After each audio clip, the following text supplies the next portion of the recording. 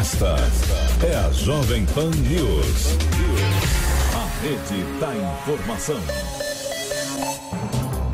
Olá, muito bom dia. Seja bem-vindo ao Jornal da Manhã, segunda edição, que vai de segunda a sexta-feira, das 10 horas da manhã ao meio-dia. Nós estamos ao vivo pela rede Jovem Pan News e pelo canal do YouTube. Hoje é quinta-feira, 15 de agosto de 2019. O Ministério Público de 9 estados realiza nesta manhã operações contra integrantes de organizações criminosas como o tráfico e contra policiais suspeitos de ligação com o crime. Até o momento foram confirmadas ao menos 67 prisões. As investigações dos grupos de atuação especial contra o crime organizado resultaram em um total de 300 mandados judiciais entre prisões e buscas. As operações acontecem de forma simultânea nos estados do Acre, Alagoas, Amapá, Amazonas, Bahia, Ceará, Mato Grosso do Sul, Pernambuco e Rio de Janeiro. O Jornal da Manhã, segunda edição, traz também: Câmara dos Deputados aprova projeto de lei sobre abuso de autoridade. A proposta segue agora para a sanção do presidente Jair Bolsonaro, já que foi aprovada pelo Senado. Jair Bolsonaro volta a criticar políticos de esquerda. Durante evento em Parnaíba, no Piauí, o presidente aproveitou para também criticar a eleição na Argentina. Presidente Bolsonaro determina a suspensão do uso de radares móveis em rodovias federais. A ordem vale pelo menos até que o governo avalie as normas sobre a fiscalização eletrônica de velocidade. Câmara dos Deputados aprova pedido de urgência para a votação de projeto que muda as regras para o porte e posse de armas. O texto substitui o decreto editado pelo governo no mês de maio, que foi revogado após contestação do Congresso. Presidente da Argentina, Maurício Macri, afirma que procurou o opositor Alberto Fernandes para conversar sobre as eleições no país. Em rede social, Macri destacou a postura colaborativa do oponente quanto ao controle da crise econômica.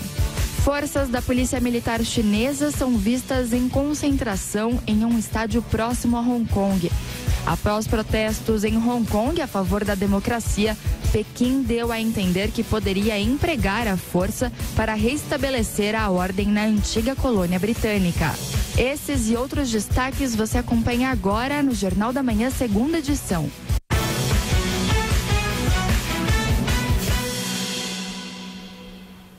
10 horas e 5 minutos e em votação simbólica, a Câmara dos Deputados aprovou o projeto de lei do abuso de autoridade.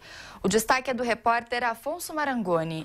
A Câmara dos Deputados aprovou na noite desta quarta-feira o projeto de lei do abuso de autoridade. A medida prevê o endurecimento de punições a servidores públicos, incluindo juízes, promotores e policiais. O texto lista 37 ações que poderão ser consideradas abuso de autoridade e estabelece inclusive pena de prisão, que pode chegar a até 4 anos. Entre as mudanças está a proibição de condução coercitiva sem que antes haja intimação para comparecimento ao juiz.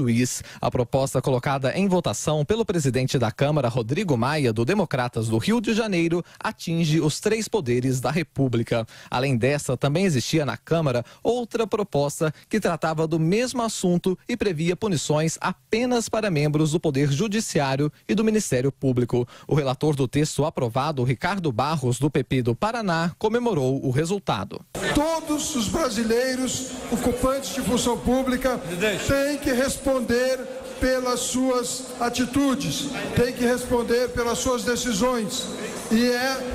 Fiquem tranquilos, vão dormir tranquilos os bons policiais, os bons promotores, os bons juízes, os bons servidores públicos. Já o deputado Daniel Coelho, do Cidadania de Pernambuco, disse que a medida pune o servidor no exercício da profissão. A gente está falando aqui de prender servidores públicos pelo exercício da sua função. Esse projeto teria todo sentido, senhores parlamentares, se nós estivéssemos falando aqui de penas administrativas. Ele faria sentido. O profissional que abusa da sua autoridade tem que ser excluído do serviço público, tem que ser expulso e, dependendo do que ele faça, ele pode até ser preso. O que eu não posso é estabelecer uma regra para sair prendendo todo mundo. No momento da votação, que foi simbólica, houve uma pressão de deputados para que ela fosse nominal, mas o presidente da Câmara, Rodrigo Maia, afirmou que estava cumprindo o regimento. Não há acordo dessa presidência com ninguém para descumprir o regimento da casa. Todos sabem que eu não tomo nenhuma decisão sem a orientação do secretário-geral, porque é uma proteção da minha presidência e de cada um dos deputados dessa casa. O texto veio do Senado e agora segue para a sanção do presidente Jair Bolsonaro. A Câmara dos Deputados aprovou um pedido de urgência para votar o projeto que altera as regras para o porte e para a posse de armas. Vamos a Brasília para mais informações com Levi Guimarães. A Câmara aprovou um pedido de urgência para votar o projeto que muda as regras para o porte e a posse de armas no Brasil. O texto substitui o decreto editado pelo governo em maio, mas que foi revogado depois de ter sido bastante contestado pelo Congresso Nacional. O projeto em tramitação dá ao governo a opção de conceder o porte de armas por decreto presidencial a categorias que não estão previstas no Estatuto do Desarmamento. Além disso, ocupações ligadas à segurança pública não precisariam de autorização do Exército para adquirir as armas. Caçadores e colecionadores registrados junto ao comando do Exército também poderiam ter o porte, que é o direito de carregar uma arma de fogo para fora de casa. A proposta também muda regras quanto à posse, ampliando esse direito ao longo de toda a extensão da propriedade, seja rural ou urbana. O relator do projeto, deputado Alexandre Leite, do DEM, afirma que o texto dá mais segurança jurídica, pois transforma em lei fixa assuntos que são delegados à orientação de órgãos do governo. É trazer todas essas minúcias para a lei e que esse tipo de alteração não fique ao bel prazer da alteração do Executivo. A segurança jurídica vai ser trazida no 3723, no nosso relatório, para os atiradores e possuidores de armas de fogo no Brasil. A urgência que permite à Câmara pular todos os prazos regimentais para a votação no plenário foi aprovada após um acordo entre a maioria dos partidos. Com isso, a deliberação foi apenas simbólica. O deputado Glauber Braga, do PSOL, criticou o acordo. É lamentável que uma urgência de uma proposta tão séria seja aprovada dessa maneira, que essa questão da ampliação de armamento, ela tem uma enorme controvérsia, não só no plenário da Câmara dos Deputados, mas em toda a sociedade brasileira.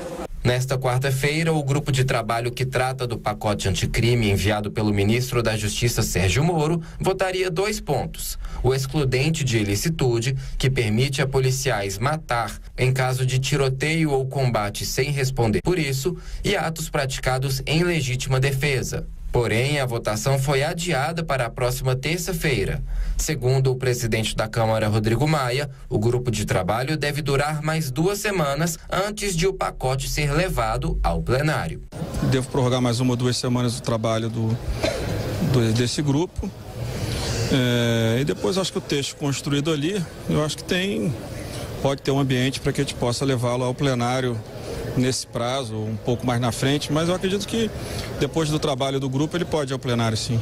Alguns pontos importantes da proposta original já foram retirados pelo grupo de trabalho.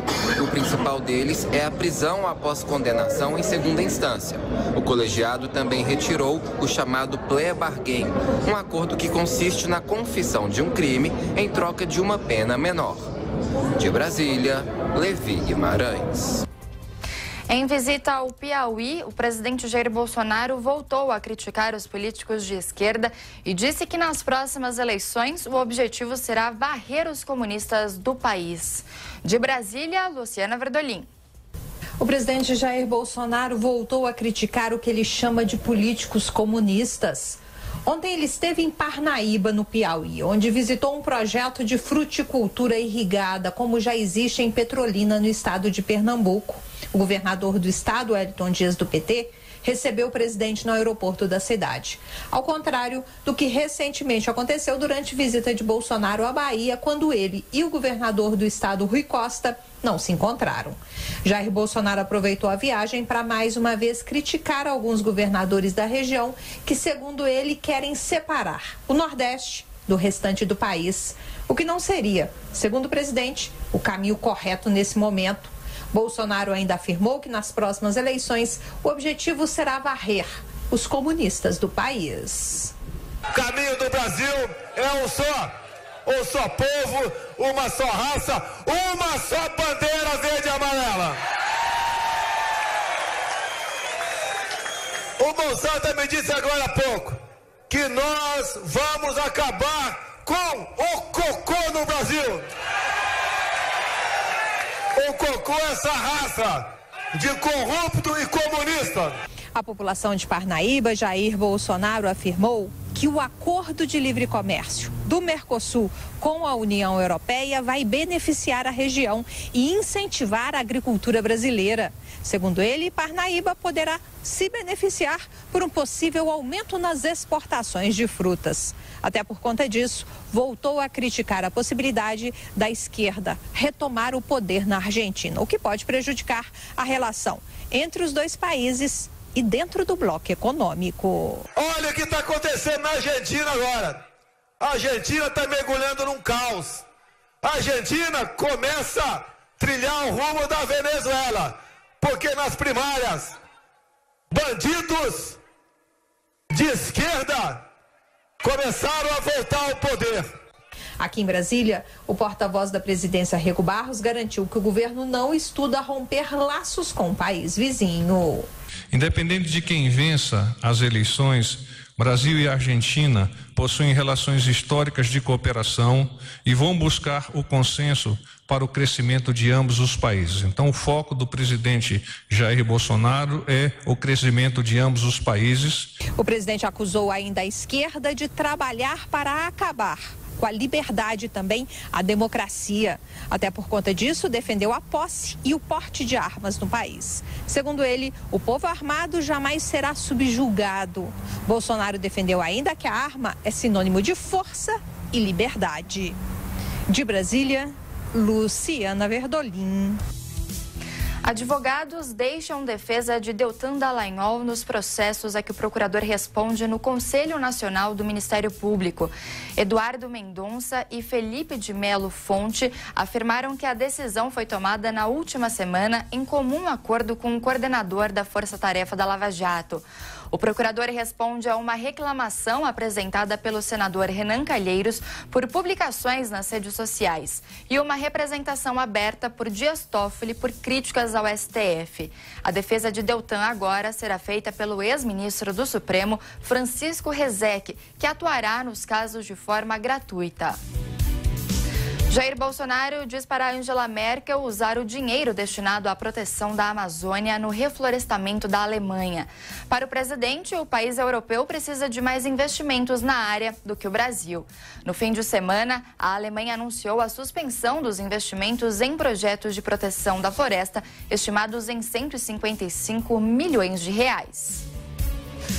Um Airbus A321 da Ural Airlines, com 226 passageiros e 7 tripulantes a bordo, fez um pouso de emergência nesta quinta-feira em um milharal na região de Moscou, após colidir com um bando de pássaros. De acordo com o Ministério da Saúde da Rússia, 23 pessoas, incluindo 9 crianças, ficaram feridas e foram hospitalizadas. A aeronave, que tinha como destino a península ucraniana da Crimeia, colidiu com os animais logo após a decolagem do aeroporto de Zhukovsk.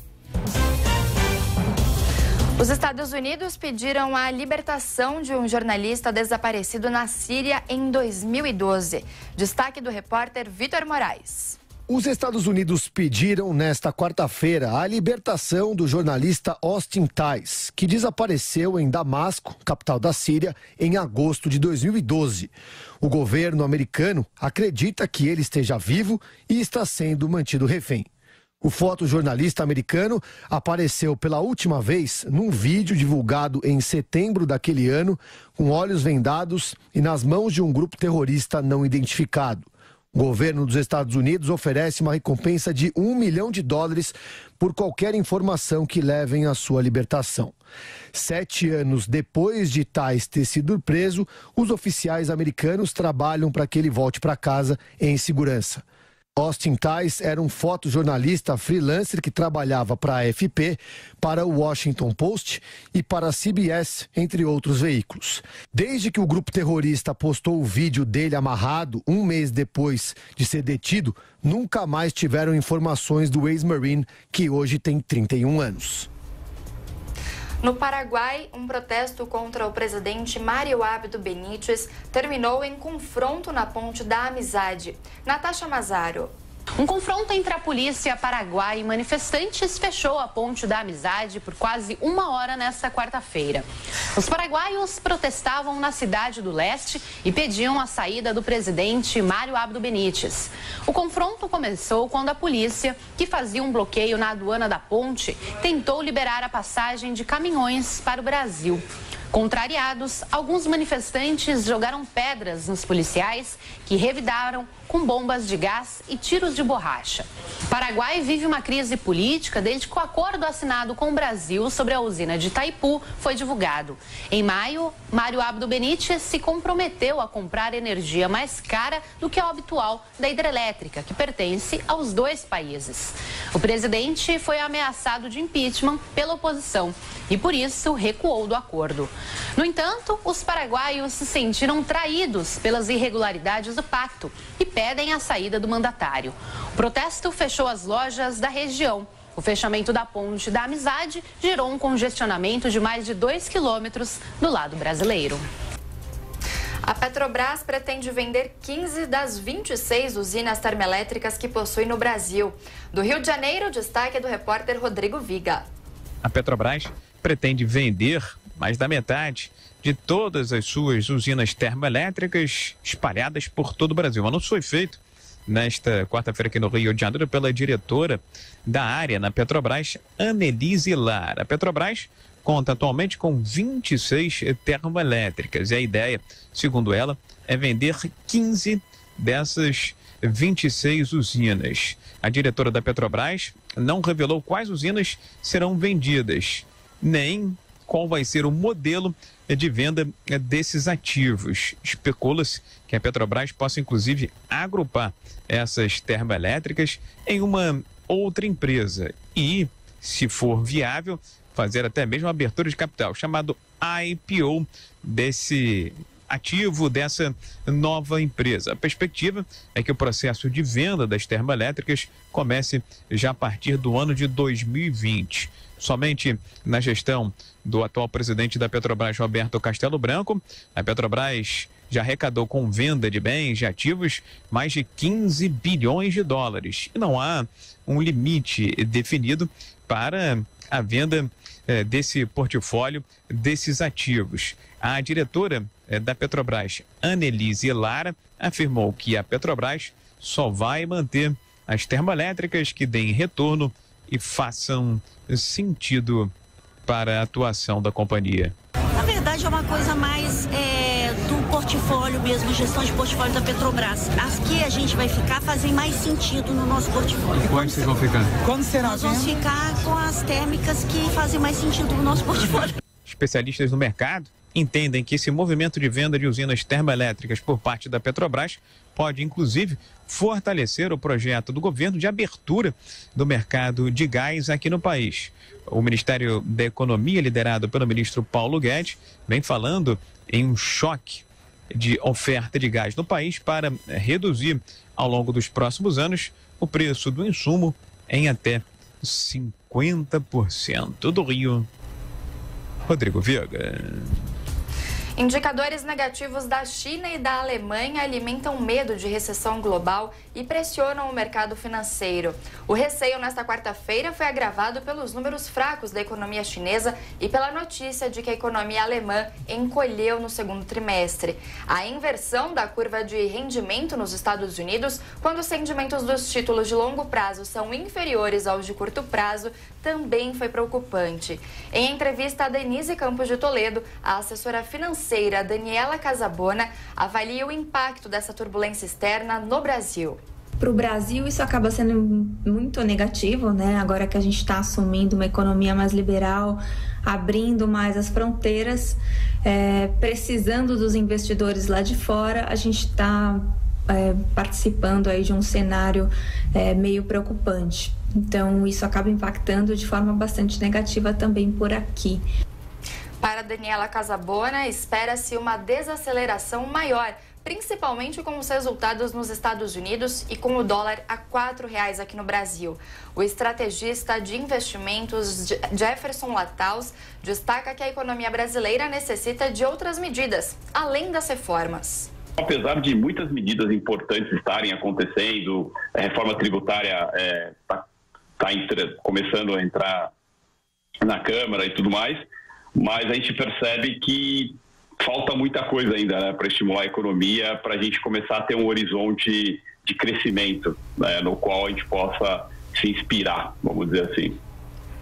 Jefferson Lataus acredita que a tendência é que o mercado financeiro continue pressionado, com a Bolsa de São Paulo e o dólar em elevação.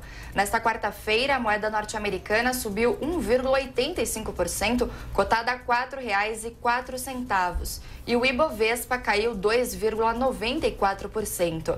O Banco Central anunciou que vai vender dólares à vista das reservas internacionais, algo que não acontecia desde 3 de fevereiro de 2009. A autoridade monetária também vai oferecer ao mercado contratos de swap cambial, mas avaliou que esse instrumento não atenderia sozinho à demanda por moeda estrangeira. Um estudo do Instituto Todos pela Educação chama a atenção para o crescimento da formação de professores formados à distância. Marcela Lorenzito. No Brasil, professores formados à distância possuem desempenho acadêmico pior que os graduados na modalidade presencial. É o que apontam os dados de um estudo do Todos pela Educação. Em 2017, 6 em cada 10 alunos brasileiros que iniciaram cursos de graduação voltados à formação de professores estavam na educação à distância. Entre estes, 75% estão abaixo da pontuação 50 no ENAD, numa escala de 0 a 100.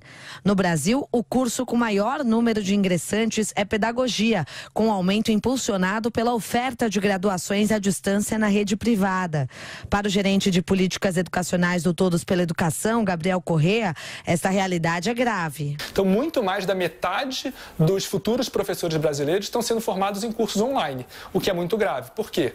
Porque esses cursos não estão utilizando de atividades focadas na prática de ensino, que é muito importante. A gente no Brasil não aceita que um médico, que um enfermeiro, que um engenheiro seja formado à distância, porque tem um elemento da prática que é importante. Por que a gente aceita professor?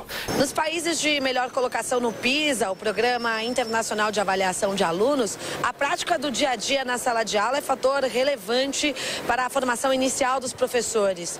O Chile é o país melhor colocado nessa avaliação em toda a América Latina.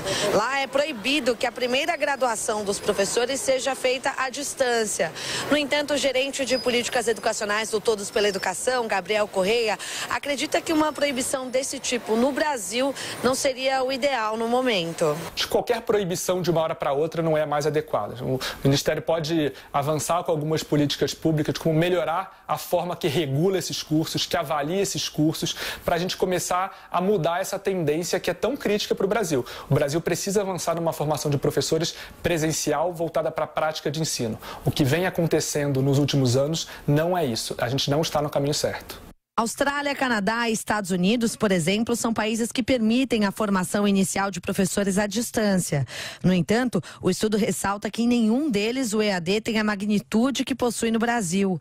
Para o Todos pela Educação, a qualidade da formação inicial dos professores está diretamente relacionada ao nível de aprendizagem dos futuros alunos. A Giselida Leite da Silva concorda com isso. Estudante de pedagogia, ela realiza 60% do curso de forma presencial e o restante online. Para a Giselida, aulas práticas são essenciais na formação do educador. A presença do professor na sala de aula é fundamental. Você precisa dessa interação para poder aprender de fato.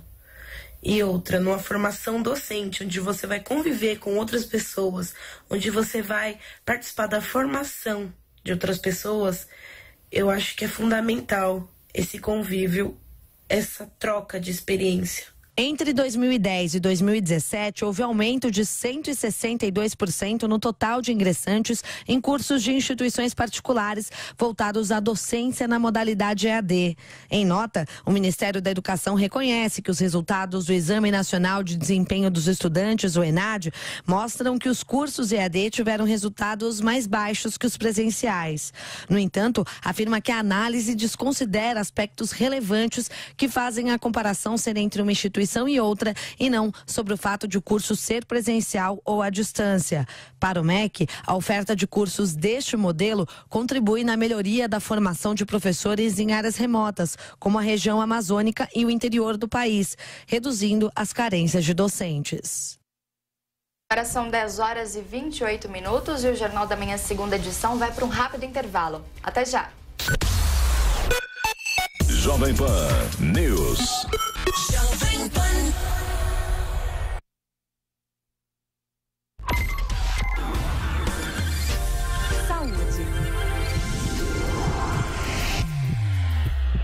Saúde mental e bem-estar.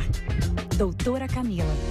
Olá, como pais, educamos nossos filhos para fazerem escolhas inteligentes no futuro. Hoje em dia, isso envolve também o uso da internet e das redes sociais. Estabelecer limites faz parte de educar. Portanto, é natural estabelecer regras para os usos das redes sociais. Mas como fazer isso? Bem, proibir o acesso é um caminho rápido, mas não muito eficaz. Dificilmente você vai vigiar o seu filho o tempo todo. Estimular pensamento crítico, ensinar critérios para a tomada de decisão pode funcionar melhor do que tentar controlar o que ele acessa. Reclamar do tempo que ele passa na frente da tela também tem pouco efeito. Por outro lado, incentivar atividades fora do ambiente virtual que facilitem o contato com outras pessoas pode ser um caminho melhor. Dessa forma, não importa quanto tempo ele passe conectado, que outras experiências vão facilitar o desenvolvimento das habilidades sociais. Vale ficar atento ao tempo que você passa nas redes. Te garanto que seu filho presta mais atenção nas suas atitudes do que no que você fala. Outro ponto importante é entender a linguagem usada em diferentes redes sociais. Na comunicação presencial, vemos as reações do outro e podemos inferir intenções que nem sempre são expressas em palavras, por exemplo. Esses sinais nem sempre fazem parte da comunicação virtual. Lembrando que na infância e na adolescência, o cérebro ainda está em desenvolvimento. Portanto, pode ser que seu filho sinta dificuldade para entender conceitos abstratos. E, independentemente de qual rede social usada, quando postamos comentários e fotos, no ambiente virtual eles saem do nosso controle. Claro que podemos deletá-los, mas muitas vezes o dano já está feito. Por isso, é bom ensinar desde cedo que devemos pensar antes de postar alguma coisa. Aqui vale a regra: se você não tem coragem de dizer algo na frente de alguém, não diga isso online. Outras regras podem ser úteis, como garantir que as configurações de privacidade estejam bem definidas e atualizadas. Restringir o acesso ao seu perfil apenas a pessoas que você realmente conhece. Algumas pessoas podem ter opiniões diferentes da sua, mas é preciso tratá-las do mesmo jeito e com o mesmo respeito que você faria pessoalmente. E, em situações de cyberbullying, ao invés de se engajar em discussões, mostre aos seus filhos canais apropriados para denúncia de agressor e que, obviamente, ele deve se comunicar com vocês. Bem, a educação digital foi um pouco do tema que eu queria trazer para vocês hoje, e se tiver alguma dúvida ou quiser sugerir algum tema, escreva para mim, doutoracamila@jovempan.com.br. Até a próxima.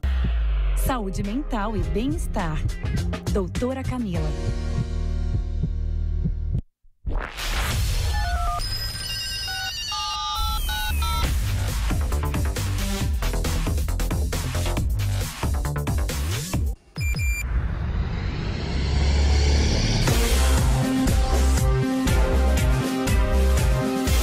Esta é a Jovem Pan News.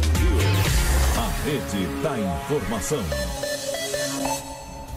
10 horas e 31 minutos, o Jornal da Manhã, segunda edição, está de volta. A Câmara dos Deputados aprovou na noite desta quarta-feira o projeto que define em quais situações será configurado o crime de abuso de autoridade. O texto considera crime, entre outros pontos, obter provas por meio ilícito, decidir por prisão sem amparo legal, submeter o preso ao uso de algemas quando não há resistência à prisão e então a pena de prisão para promotores e juízes. Para tratar desse assunto, a gente fala agora com o deputado federal pelo Novo do Rio Grande do Sul, Marcel Van Hatten. Deputado, bom dia, muito obrigada por nos atender aqui no Jornal da Manhã, segunda edição. Bom dia, Nicole, satisfação estar falando com você nessa manhã, por estar tendo essa chance de transparentemente falar a nossa posição, mas muito chateado, indignado mesmo, com a forma como se deu a votação ontem desse projeto de abuso de autoridade aqui na Câmara dos Deputados. Deputado, já faço a primeira pergunta aqui para o senhor. Antes, eu vou dar as boas-vindas também para o Bruno Garchagen, que está aqui ao meu lado no estúdio. Bruno, bom dia, obrigada também pela participação. Eu que agradeço. Deputado, bom dia, Bruno. Para a gente começar, eu gostaria de saber por que o senhor e o Novo foram contrários a essa aprovação desse projeto. Vamos lá, vamos começar pelo fato de que esse projeto, sim, está na Câmara desde 2017, veio do Senado, mas até ontem não teve um debate sequer aqui na Câmara sobre o conteúdo do projeto. Abuso de autoridade precisa ser punido sem dúvida, e isso, imagino, consenso na própria sociedade, né? A gente conhece uma série de, por exemplo, prefeitos, ou melhor, potenciais candidatos a prefeito, gestores que gostariam de se candidatar, e tem muito receio porque existem promotores e juízes que eventualmente cometem abusos no exercício das suas funções contra gestores públicos e acabam não sendo punidos. Aliás, a aposentadoria compulsória de magistrado por cometimento de crime é em si já um dos maiores absurdos que nós temos no Brasil. Então, vamos partir desse ponto de que, de fato, a sociedade quer que haja punição de abuso de autoridade, né? Abuso de autoridade policial, quando o policial extrapola suas funções e assim por diante. Agora, o que nós não podemos admitir é que um projeto que não teve essa tramitação normal dentro da Câmara, não teve sequer comissão especial para debater um tema, o tema veio direto do Senado, seja aprovado o regime de urgência no início da tarde e à noite já seja votado no plenário. Isso demonstra, no mínimo, que pode haver injustiças sendo cometidas por um texto que não foi debatido. Isso para não suspeitar que haja outros interesses por trás da aprovação de um projeto desse. E aí nós vamos aos pontos específicos. Existem pontos muito ruins dentro do projeto. Por exemplo, advogados que estejam envolvidos com organizações criminosas não poderão mais ser investigados de acordo com o projeto aprovado ontem, porque se isso acontecer, pode dar prisão de meio ano a 2 anos, tanto para a autoridade que autorizar a investigação. Também não se poderá mais algemar preventivamente um bandido, que na verdade é para sua própria segurança, né? Um bandido, um meliante preso, ainda que ele não ofereça resistência, dependendo da avaliação do policial, até pelo histórico do bandido, às vezes ele é preso várias vezes, ele precisa ser algemado para a segurança do policial, da sociedade que está em volta e do próprio meliante. Portanto, é um absurdo que foi aprovado em muitos pontos ontem e nós nos indispusemos com o texto e pedimos, inclusive, votação nominal, o que não nos foi garantido pelo presidente da Casa. Deputado, bom dia, que é o Bruno Garchagen. Deputado, o Novo se posicionou, alguns outros partidos, se não me engano, 2.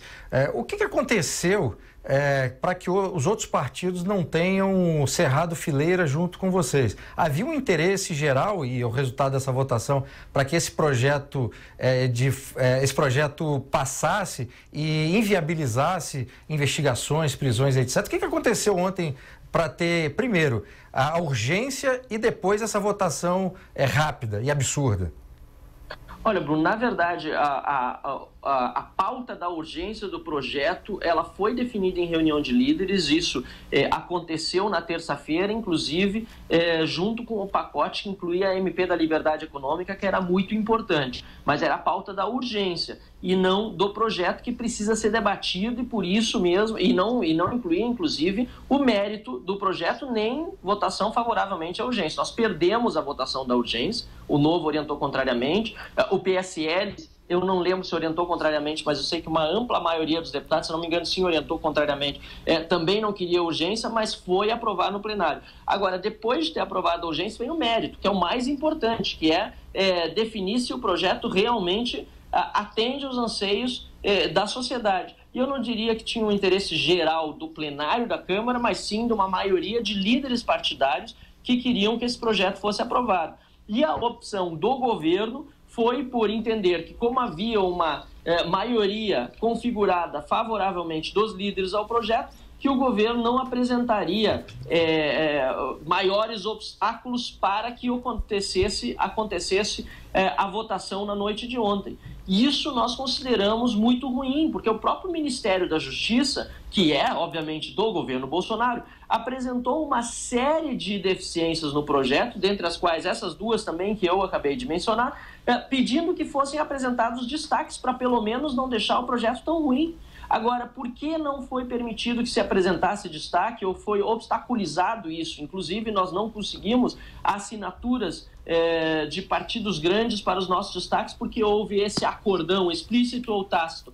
Porque eles não queriam que o projeto fosse alterado, porque se fosse alterado ele voltaria para o Senado. E voltando para o Senado, levaria mais tempo até que ele chegasse à sanção presidencial, se é que um dia chegaria. Assim, da forma como foi aprovado ontem, sem nenhuma alteração, vai direto para as mãos do presidente da República e somente ele terá agora a chance de vetar parcial ou totalmente o projeto. Resta saber se o presidente Bolsonaro, que se elegeu nessa pauta do combate à corrupção e que tem o ministro Sérgio Moro como seu ministro da Justiça, vai vetar inteiramente esse projeto para que a Câmara tenha uma segunda oportunidade, junto com o Senado, porque é a sessão do Congresso Nacional nas análises do veto, para debater melhor esse projeto e corrigir eventuais trechos que não estejam de acordo com o espírito que deveria ser o espírito da lei. Abuso de fato da autoridade e não o constrangimento da autoridade a combater a criminalidade e a corrupção. Só para dar mais um exemplo, uma emenda que o Novo apresentou, inclusive, porque quando nós fomos lendo o projeto, a gente viu que o projeto só atacava o preso injustamente e o preso que é inocente, e o preso em geral também, a maior parte de garantias do preso, né, em geral. Agora, em nenhum momento se tratava do fato de que às vezes acontece, aliás, infelizmente com uma frequência assustadora, de um juiz largar, ou seja, relaxar a prisão de um preso ilegalmente. Isso precisa ser punido também e não estava previsto no projeto. Então, de modo geral, era só em benefício do bandido preso, né? E não em benefício à sociedade, o projeto, e não em benefício à sociedade.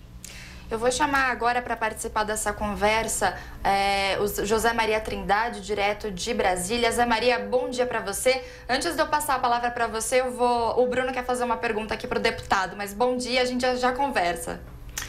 Deputado, uma lei de abuso de autoridade ela é necessária, parece haver um consenso da sociedade e talvez dentro do parlamento, e porque tem autoridades que abusam do seu poder, abusam das suas funções e das suas prerrogativas.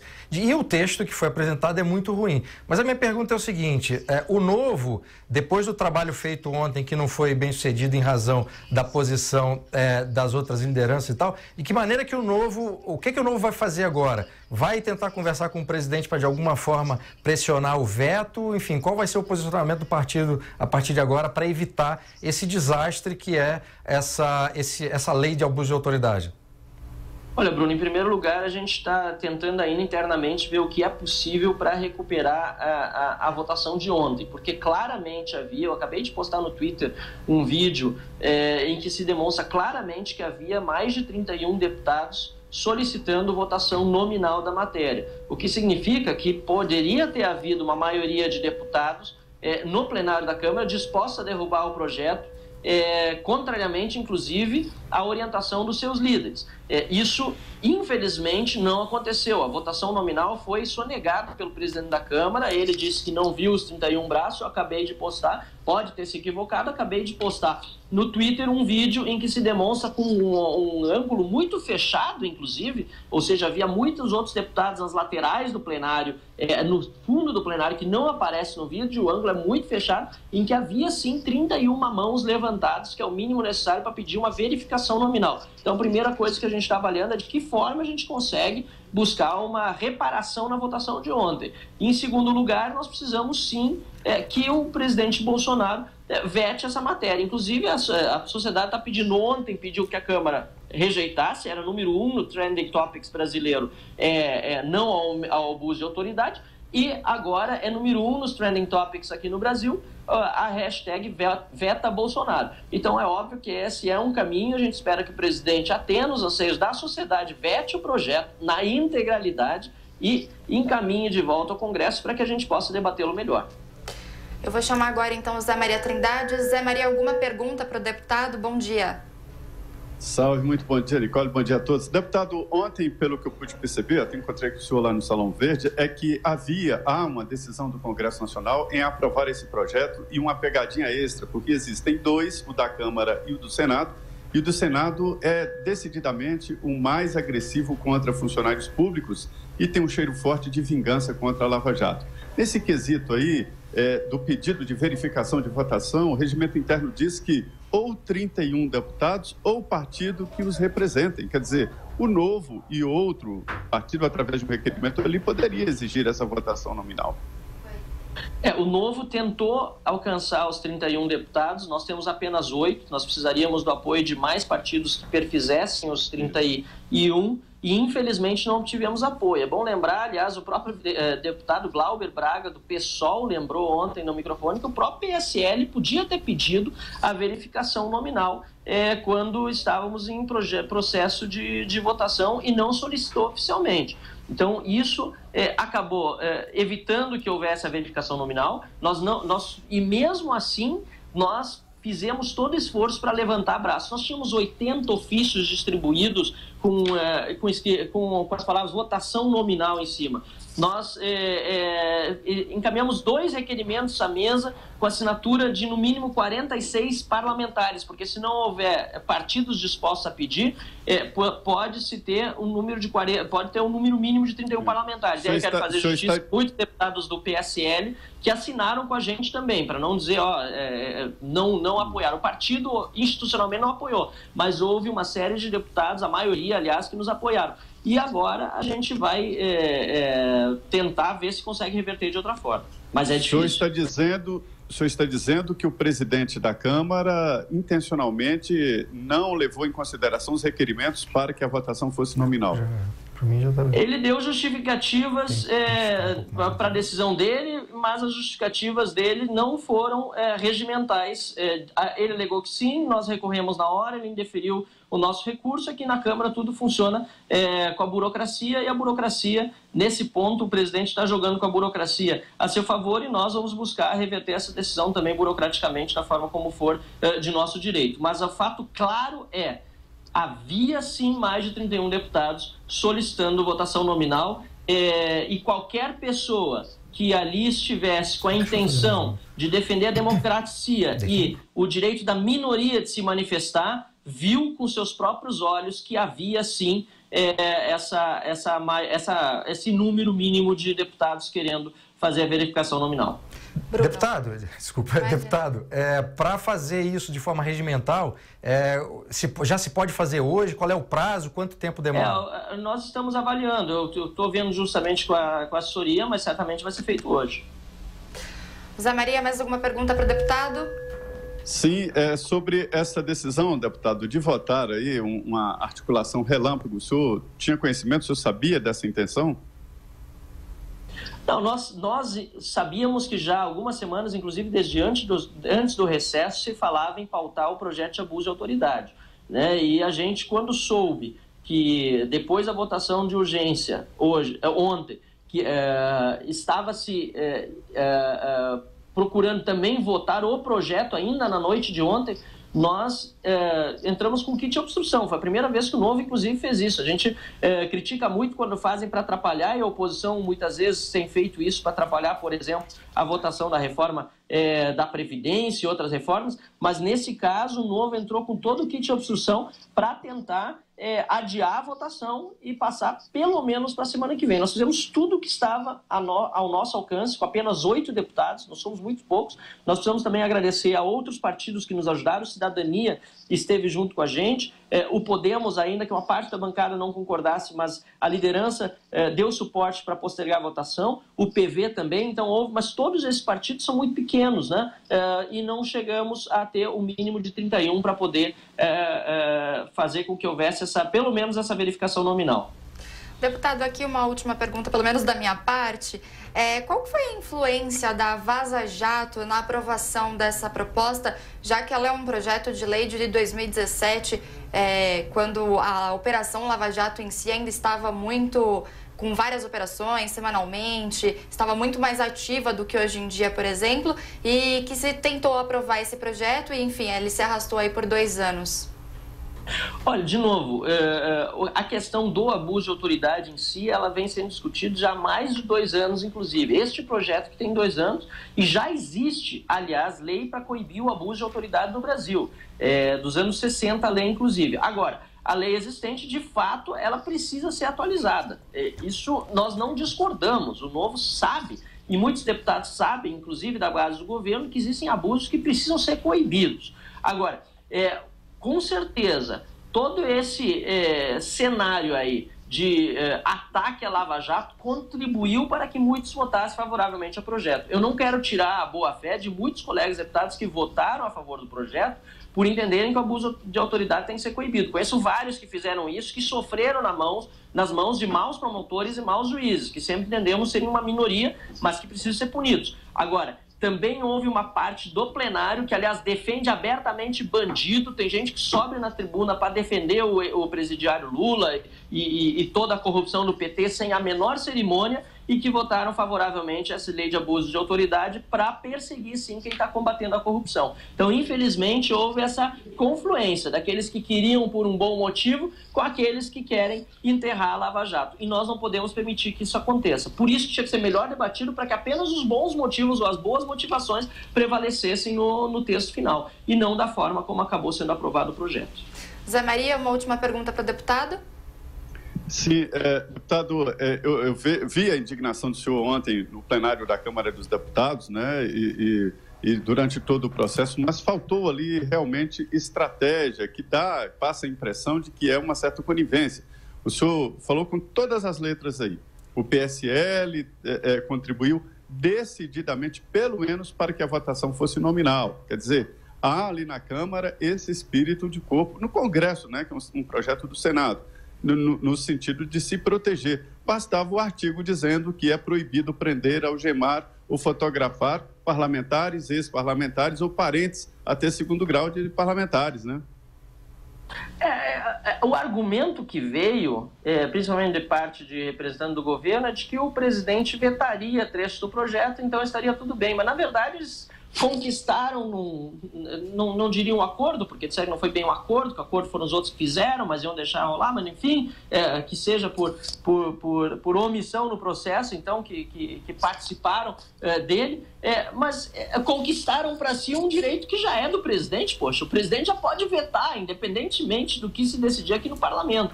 E eu, de fato, estava muito indignado ontem, continuo hoje, eu não consigo ver uma injustiça na minha frente, não consigo ver uma situação tão abertamente contrária aos interesses da sociedade sem me pronunciar.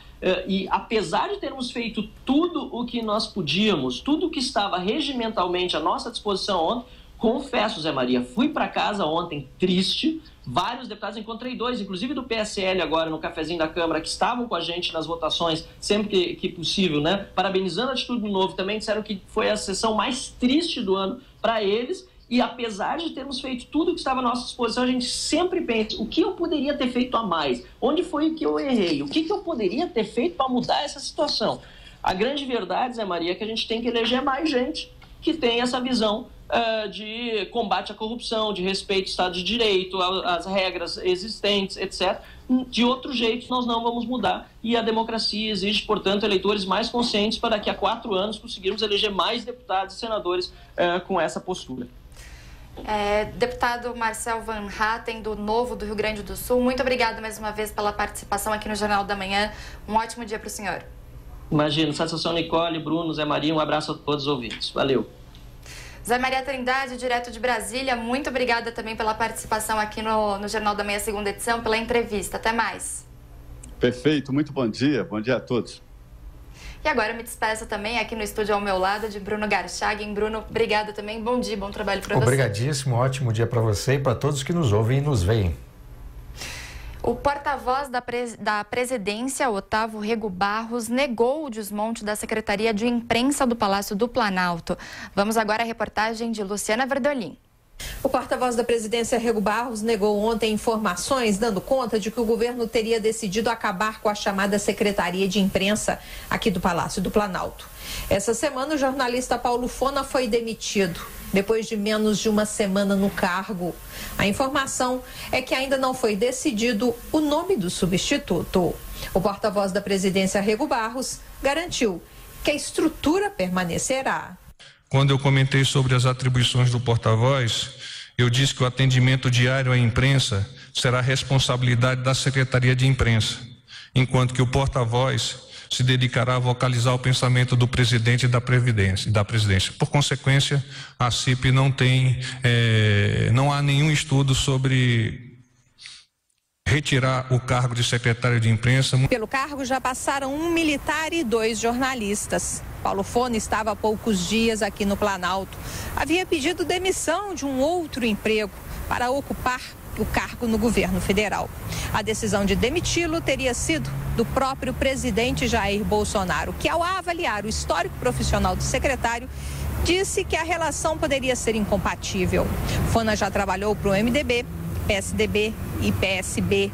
Dentro do governo existe uma queda de braço pelo controle da comunicação oficial.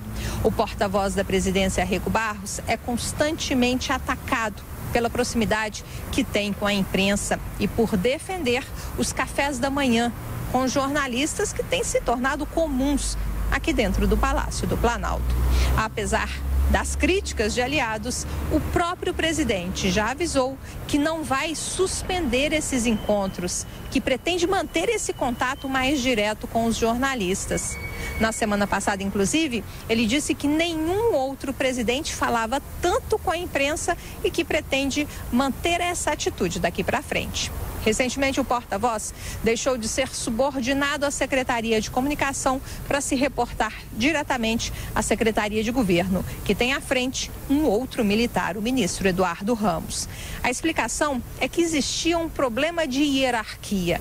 A SECOM é subordinada à Secretaria de Governo e o porta-voz era subordinado à SECOM. Agora, ele vai responder diretamente ao ministro Ramos. De Brasília, Luciana Verdolim. Comissão de Constituição e Justiça do Senado aprova o endurecimento da pena para o motorista alcoolizado que matar no trânsito, mesmo sem intenção. O projeto é terminativo e segue direto para a Câmara dos Deputados. O texto proíbe substituir a prisão por penas alternativas e se aplica a quem for condenado por homicídio culposo e lesão corporal culposa, quando o motorista estiver sob a influência de álcool ou outra substância psicoativa. O endurecimento na punição foi apresentado pelo senador Fabiano Contrato, da Rede do Espírito Santo. O parlamentar explica o que o levou a propor a mudança para o Código de Trânsito brasileiro. Eu fazia liberação de vítimas fatais todos os dias na Delegacia de Delitos de Trânsito e recebia dos pais que estavam no DML o questionamento: o motorista estava bêbado e não vai ficar nenhum dia preso. Então, eu peço apelo a todos os colegas pela aprovação do projeto. Fabiano Contrato lamenta a insistência de muitos motoristas em continuar dirigindo sob efeito de álcool e outras substâncias psicoativas. O senador Rodrigo Pacheco, do DEM de Minas Gerais, chegou a apresentar voto em separado, sugerindo a rejeição do projeto de lei 600 de 2019. No seu ponto de vista, parece incorreta a possibilidade de se punir um crime culposo no trânsito de modo semelhante à punição de um crime doloso. Mas durante a discussão da matéria, Rodrigo Pacheco disse que entrou em entendimento com o autor e relator e declarou que abriu mão da negativa ao projeto. Porque ele guarda similitude com aquilo que se aprovou no Congresso Nacional, excepcionando nos casos de homicídio culposo e lesão corporal culposa no trânsito, uma modalidade qualificadora. E quando incidente esta qualificadora, é plenamente, então, possível se coibir e se excepcionar a regra do artigo 44 para proibir a substituição de pena privativa de liberdade por restritiva de direitos. O Código de Trânsito Brasileiro já determina a pena de reclusão para quem dirigir sob efeito de álcool ou outra substância psicoativa e for condenado por lesão corporal e homicídio culposos. No entanto, nem sempre esse rigor é seguido na definição da pena. Agora vamos às informações do tempo em todo o Brasil com Desirê Brant. O ar polar, aos pouquinhos, perde sua força. A quinta-feira ainda começou bem fria na região sul e também no sudeste do país, mas a tendência para os próximos dias é de temperatura em elevação nas duas regiões. Vai até fazer calor durante as tardes no próximo fim de semana. Quanto à chuva, nesta quinta-feira tem previsão para pancadas na faixa norte do Brasil, ao longo da costa do Nordeste, sobretudo faixa leste da região, ou seja, desde o leste da Bahia até o Rio Grande do Norte, com muita nebulosidade e chuva a qualquer momento do dia. Sudeste do Brasil ainda tem chuva no Espírito Santo, leste de Minas e especialmente norte do Rio de Janeiro. Nas outras áreas do Sudeste, na região sul, também no Centro-Oeste e toda a área do interior do Nordeste até o Acre, o tempo segue seco. Quanto à temperatura, claro que ainda não vai fazer calor no sul do Brasil, mas a sensação térmica já melhora um pouco. A máxima prevista para Porto Alegre é de 20 graus. Florianópolis também terá máxima de 20 graus, com sol entre algumas nuvens. Agora Cuiabá, calorão. 37 graus é a máxima prevista e Teresina terá máxima de 35 graus. Em Aracaju, mesmo com possibilidade de chuva, a temperatura alcança os 30 graus hoje à tarde. Na capital paulista, o sol aos pouquinhos volta a aparecer e aí a sensação térmica fica mais confortável no período da tarde.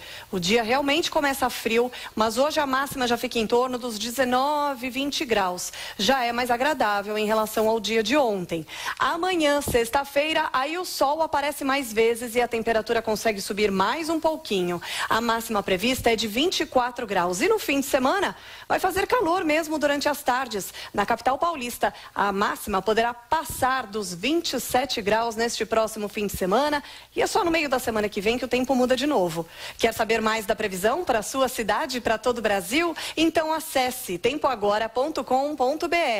Desirê Brant da Somar Meteorologia. É com vocês nos estúdios da Jovem Pan.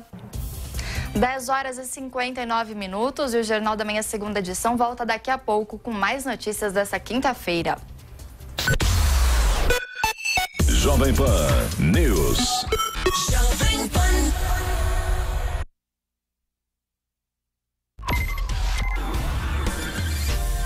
Saúde. Alimentação e saúde. Doutor Filipo. Olá, amigos da Jovem Pan, eu sou o Dr. Filipe Pedrinola e gostaria de falar com vocês sobre o que acontece, vocês mulheres principalmente, o que acontece com o seu corpo quando você toma a pílula anticoncepcional. Já faz tanto tempo que essa pílula está no nosso meio que as pessoas tomam muitas vezes no automático, sem saber inclusive o que estão tomando. Então a gente sabe que as pílulas anticoncepcionais, a maioria delas, mesmo essas chamadas de baixa dosagem ou de microdosagem, elas são compostas por dois hormônios, que são os estrogênios e os progestágenos. Esses hormônios, o que eles fazem? Eles vão nos seus ovários e inibem a ovulação. É por isso que a mulher não engravida. Então, esses hormônios inibem a ovulação, não ovula, perde a fertilidade. Só que pelo fato de ter os dois hormônios que normalmente as mulheres produzem, isso faz com que você tenha, então, depois daquele período dos 26 dias, 27 dias, uma menstruação normal. E que, na verdade, é induzida pelo próprio hormônio que está presente na pílula anticoncepcional. Uma das coisas que acontece também, claro que foi um grande avanço a pílula anticoncepcional, é que essa pílula também inibe a produção de testosterona pelos ovários, que é um hormônio masculino, mas que as mulheres também têm. Então, em alguns casos, isso pode fazer com que haja uma diminuição da libido e uma maior dificuldade do ganho de massa muscular com o treino. É claro que a avaliação é feita de caso a caso, e o seu médico vai sempre poder te dizer se vale a pena, se tem outro método, se para você é melhor esse mesmo, ou se você deve trocar para uma outra pílula ou algum outro método, ok? Mas é importante ficar esse aviso. Um abraço para todos. Alimentação e saúde. Doutor Filipe.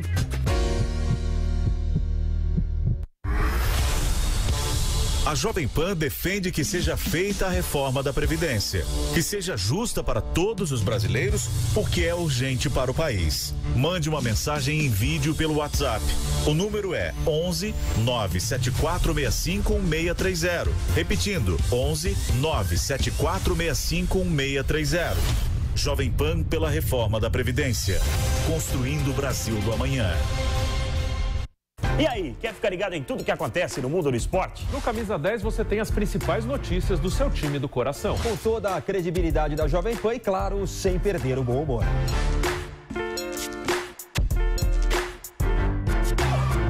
Se liga no Camisa 10, de segunda a sexta, do meio-dia ao meio-dia e meia. E acompanha a gente na nossa página do Facebook, o AM620, e também no canal do YouTube, o Jovem Pan Esportes. E claro, não esqueça de se inscrever.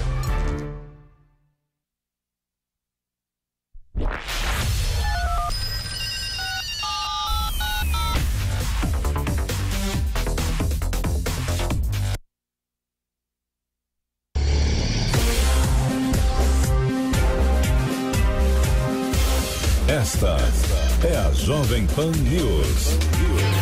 A rede da informação. O Jornal da Meia, segunda edição, está de volta e a gente acompanha agora o comentário de Rodrigo Constantino. Bom dia. Bom dia. Alexandre Frota é um oportunista e um traidor. Isso agora está claro para os bolsonaristas. A questão é, como não estava claro antes?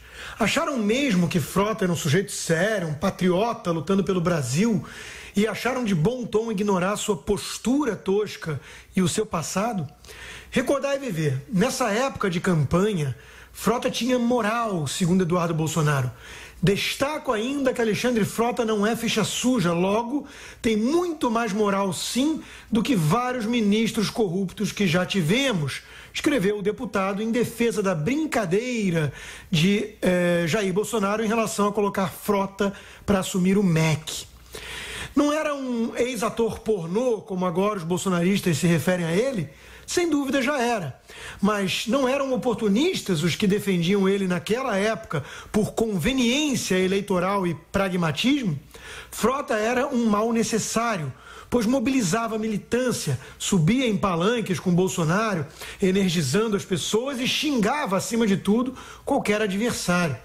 Hoje bancam as vítimas de traição. Se minha mulher dizia que me amava e me traiu, devo continuar com ela?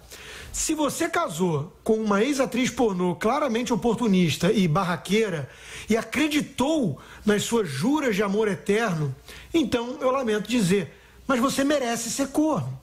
Colocar Bolsonaro como vítima de traição apenas é, no mínimo, ingenuidade.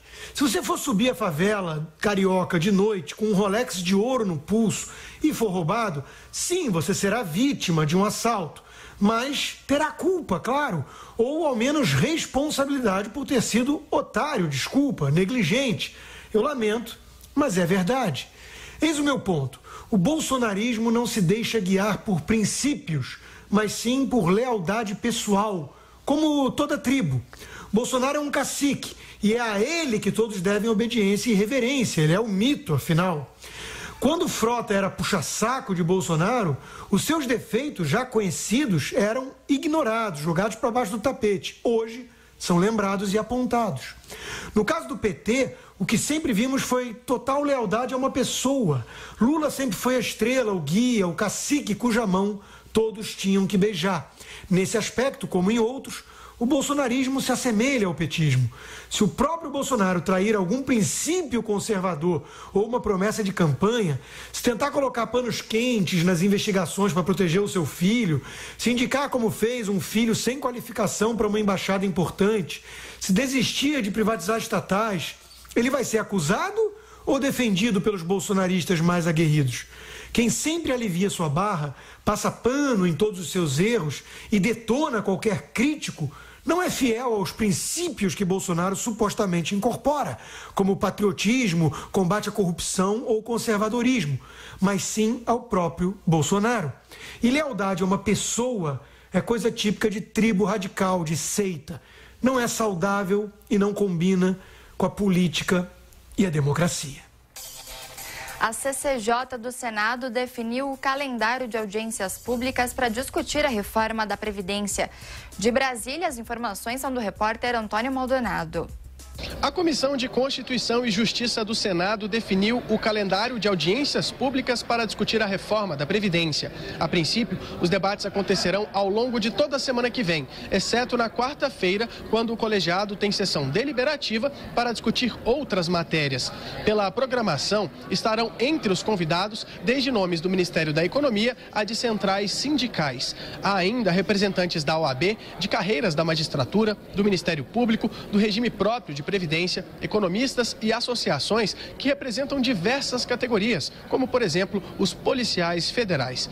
Todos os requerimentos de audiências apresentados pelos senadores foram aprovados. Por isso, a Secretaria da CCJ vai precisar organizar a ordem dos convidados para eliminar nomes repetidos e garantir que pelo menos um representante de cada entidade relacionada participe dos debates. Como explica a presidente do colegiado, senadora Simone Tebet, esse é apenas o início da tramitação da reforma na casa. Hoje nós começamos, e com muita responsabilidade desta comissão, um trabalho de 30 dias de discussão, debate e votação de relatório da reforma da Previdência.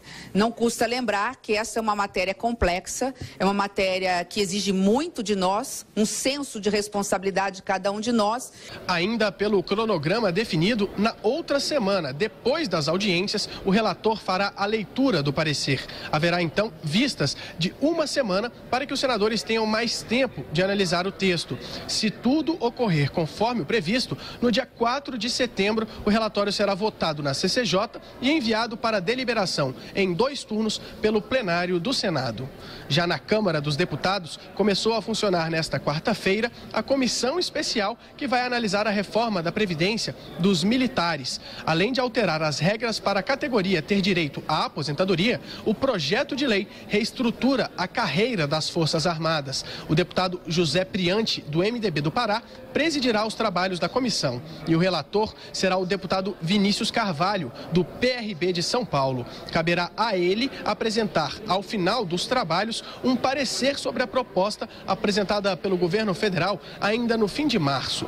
Uma das mudanças que ele estuda fazer é incluir policiais militares e bombeiros, que não foram contemplados pela reforma do regime geral e nem estão previstos nesta, que trata das Forças Armadas. Esta comissão, esta casa é o foro ideal para nós discutirmos, para nós pegarmos o projeto que veio do Executivo, que não é dono da verdade, para que nós possamos melhorar, para entregar à sociedade e resguardando sempre o cuidado que nós devemos dar àqueles que diuturnamente dedicam as suas vidas para a segurança do nosso país, isso em sentido lato, e dos nossos estados. A comissão especial que analisa a reforma da Previdência dos militares das Forças Armadas tem caráter terminativo. Isso quer dizer que se o relatório que será produzido pelo deputado Vinícius Carvalho for aprovado pela maioria dos membros do colegiado e não houver aí um recurso assinado por pelo menos 51 deputados, pode seguir direto para o Senado, dispensando a análise pelo plenário da Câmara. De Brasília, Antônio Maldonado. A gente vai agora ao Rio de Janeiro conversar com o Rodrigo Viga. Oi, Viga, bom dia. Exatamente. Muito bom dia para você, bom dia para o ouvinte internauta da Jovem Pan. Tem um solzinho brigando com nuvens nesta quinta-feira, mas pelo menos já parou de chover. A perspectiva da meteorologia é que a partir desta sexta-feira tudo volte ao normal por aqui no Rio de Janeiro. A normal continua a situação da violência e da criminalidade. Hoje tem operação da Polícia Civil em parceria com o Ministério Público que acontece simultaneamente em 9 estados brasileiros. São quase 50 mandados de busca e apreensão sendo cumpridos pela polícia e pelo Ministério Público. Ainda ações da polícia para prender traficantes lá em Madureira, terra do samba, periferia do Rio de Janeiro, e Laranjas, da principal facção criminosa aqui do estado do Rio de Janeiro. Há relatos também de tiroteio em Duque de Caxias, na Baixada Fluminense, na principal favela daquela comunidade. Eu falei de Duque de Caxias porque uma tragédia ligada à violência aconteceu nas últimas horas aqui no Rio de Janeiro. Perseguição policial na rodovia Washington Luiz, altura de Duque de Caxias. Um carro com bandidos acabou batendo um carro de passeio, onde estava uma família com amigos e um bebê, uma criança de pouco mais de um ano e alguns meses, acabou morrendo neste acidente de trânsito, nesta tragédia. A Polícia Fluminense também está nas ruas, atuando contra uma quadrilha especializada na venda ilegal e irregular de anabolizantes para atletas e frequentadores de academias. Entre os presos está o cabeça dessa quadrilha aqui no Rio de Janeiro, identificado como Eric Fonseca. Ele foi preso em casa em São Gonçalo, município perigoso da região metropolitana do Rio de Janeiro. Segundo as investigações da Polícia Fluminense, esses anabolizantes vinham do Paraguai, passavam por São Paulo, cidades como Ribeirão Preto, Campos do Jordão, São José dos Campos. Depois eles vinham aqui para o Rio de Janeiro para a distribuição para atletas e também academias.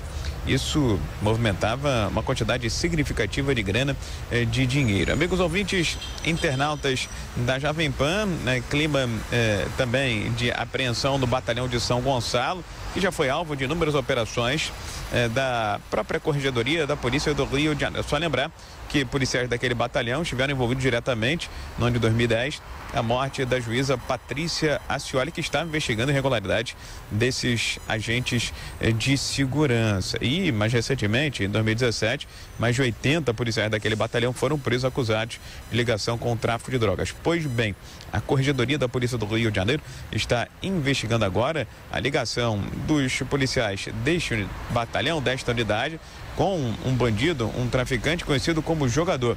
Ele é de uma facção criminosa e a polícia estaria o ajudando a expulsar traficantes, bandidos de uma facção rival, de uma favela em São Gonçalo, na região metropolitana. Durma com barulho desse, hein? Polícia usando equipamento do Estado para ajudar traficante de drogas. E para fechar, saíram os dados do mercado de trabalho, dados mais detalhados, né? Divulgados pelo IBGE, o Instituto Brasileiro de Geografia e Estatística. Entre os desempregados no Brasil hoje, pouco menos de 13 milhões de pessoas, muita gente que está há mais de 2 anos procurando emprego. 3,4 milhões de brasileiros no segundo trimestre, contra 3,3 no primeiro trimestre deste ano. E um detalhe importante que chama a atenção: quem está mais tempo na fila, à espera de um emprego, está tendo mais dificuldade para ingressar no mercado de trabalho do que aqueles que foram demitidos recentemente, segundo constatações do Instituto Brasileiro de Geografia e Estatística. Mas no segundo trimestre, a taxa de desemprego baixou para 12%, no primeiro trimestre tinha sido de 12,7%, mas ainda há uma horda de brasileiros desempregados, mais de 12 milhões, quase 13 milhões de pessoas. Voltamos a São Paulo. Polícia Civil do Rio de Janeiro indicia 2 filhos da deputada federal Flor de Lis dos Santos pelo assassinato do marido dela. Flávio dos Santos Rodrigues e Lucas César dos Santos de Souza, presos desde 20 de junho, vão responder pelo crime de homicídio qualificado. Agora as autoridades vão dar início à segunda fase do inquérito para identificar possíveis coautores do crime. O pastor Anderson do Carmo de Souza foi assassinado a tiros em 16 de junho, logo após chegar em casa na cidade de Niterói, na região metropolitana do Rio de Janeiro. O Ministério da Educação pretende encerrar o programa de ensino em tempo integral. A ideia é levar os alunos do ensino básico para realizar atividades extras em espaços ociosos de universidades públicas e também particulares. O INEP, inclusive, já está mapeando as instituições com laboratórios e outras instalações disponíveis. As universidades que aceitarem receber os alunos teriam bônus em avaliações do ensino superior. Raquel Dodge arquiva pedido de investigação contra Sérgio Moro feito por parlamentares petistas. A Procuradora-Geral da República entende que não há indícios de que o ministro da Justiça tenha cometido crime durante a Operação Spoofing da Polícia Federal. Na avaliação de Dodge, o fato de Moro ter avisado outras autoridades de que também teriam sido vítimas do ataque hacker não viola o sigilo funcional. Segundo ela, as declarações de que as provas da captação das conversas seriam descartadas, desmentidas por Moro e pela própria polícia, também não configuram crime. Após instabilidade nos portais, o Ministério da Educação prorrogou os prazos do ProUni e do FIES. Reportagem de Nani Cox. O Ministério da Educação prorrogou o prazo das inscrições para o ProUni e FIES. A pasta quer evitar que candidatos tenham sido prejudicados após um ataque de hackers no portal do MEC entre os dias 5 e 7 de agosto. Os interessados no ProUni não matriculados podem se inscrever nas bolsas remanescentes até a próxima segunda, dia 19 de agosto. Para os já matriculados, o prazo continua até dia 30 de setembro. Já em relação ao FIES, as universidades podem validar as informações dos estudantes pré-selecionados até sexta, dia 16 de agosto. No último dia 8, o ministro da Educação, Abraham Weintraub, afirmou que foram identificados indícios de sabotagem nos sites do ProUni e do FIES e garantiu que pediu à Polícia Federal para investigar o caso. Também sofreu instabilidade o site do Sistema Presença, que registra a frequência escolar de beneficiários do programa Bolsa Família. O MEC não prorrogou o prazo, já que o envio das informações pode ser feito até o dia 23 de agosto. E a gente fala agora de esporte no Jornal da Manhã, segunda edição. E quem traz o destaque é o repórter Vitor Moraes, diretamente do Centro de Treinamento Paraolímpico. Oi, Vitor, bom dia para você. Muito bom dia, Nicole. Bom dia a todos que assistem o Jornal da Manhã, segunda edição. Preparativos finais dos atletas paralímpicos. A delegação brasileira viaja no próximo sábado para Lima, no Peru, onde serão realizados os Jogos Pan-Americanos do dia 23 de agosto até o dia 1º de setembro. Treinamento forte é por aqui, viu, Nicole? Nesse momento treinam a seleção brasileira de basquete, a seleção feminina treinou agora há pouco, as meninas do vôlei também treinam nesse momento, elas que vão em busca do ouro inédito. Isso porque no Pan-Americano de Toronto, em 2015, elas bateram na trave, foram vice-campeãs, perdendo para as melhores do mundo, para as norte-americanas, e agora elas vão em busca do objetivo que vai ser a medalha de ouro. Elas que, vale lembrar que as americanas já estão classificadas para os Jogos Paraolímpicos que serão realizados em Tóquio no ano que vem. Por isso elas abrem mais uma vaga que a seleção brasileira pode até chegar em 4º lugar, que se classifica para as Paralimpíadas em Tóquio. Mas elas não querem saber de prata ou bronze não por aqui, viu? Elas querem mesmo buscar a medalha de ouro. E também treinam por aqui, calibrando a mão aí, os últimos acertos, a seleção masculina de basquete. Eles que bateram também na trave, eles pegaram medalha de bronze nos Jogos Pan-Americanos do Rio de Janeiro em 2007 e também pegaram o 5º lugar, ficaram em 5º lugar nas Paralimpíadas do Rio de Janeiro em 2010, no Pan-Americano do Rio de Janeiro em 2016, não conseguindo uma vaga para a Paralimpíada do Rio de Janeiro. Vou te confessar uma coisa, viu, Nicole? Eu tentei fazer uns arremessos e é muito difícil conseguir acertar. Por isso o grau de dificuldade é muito grande por aqui, viu?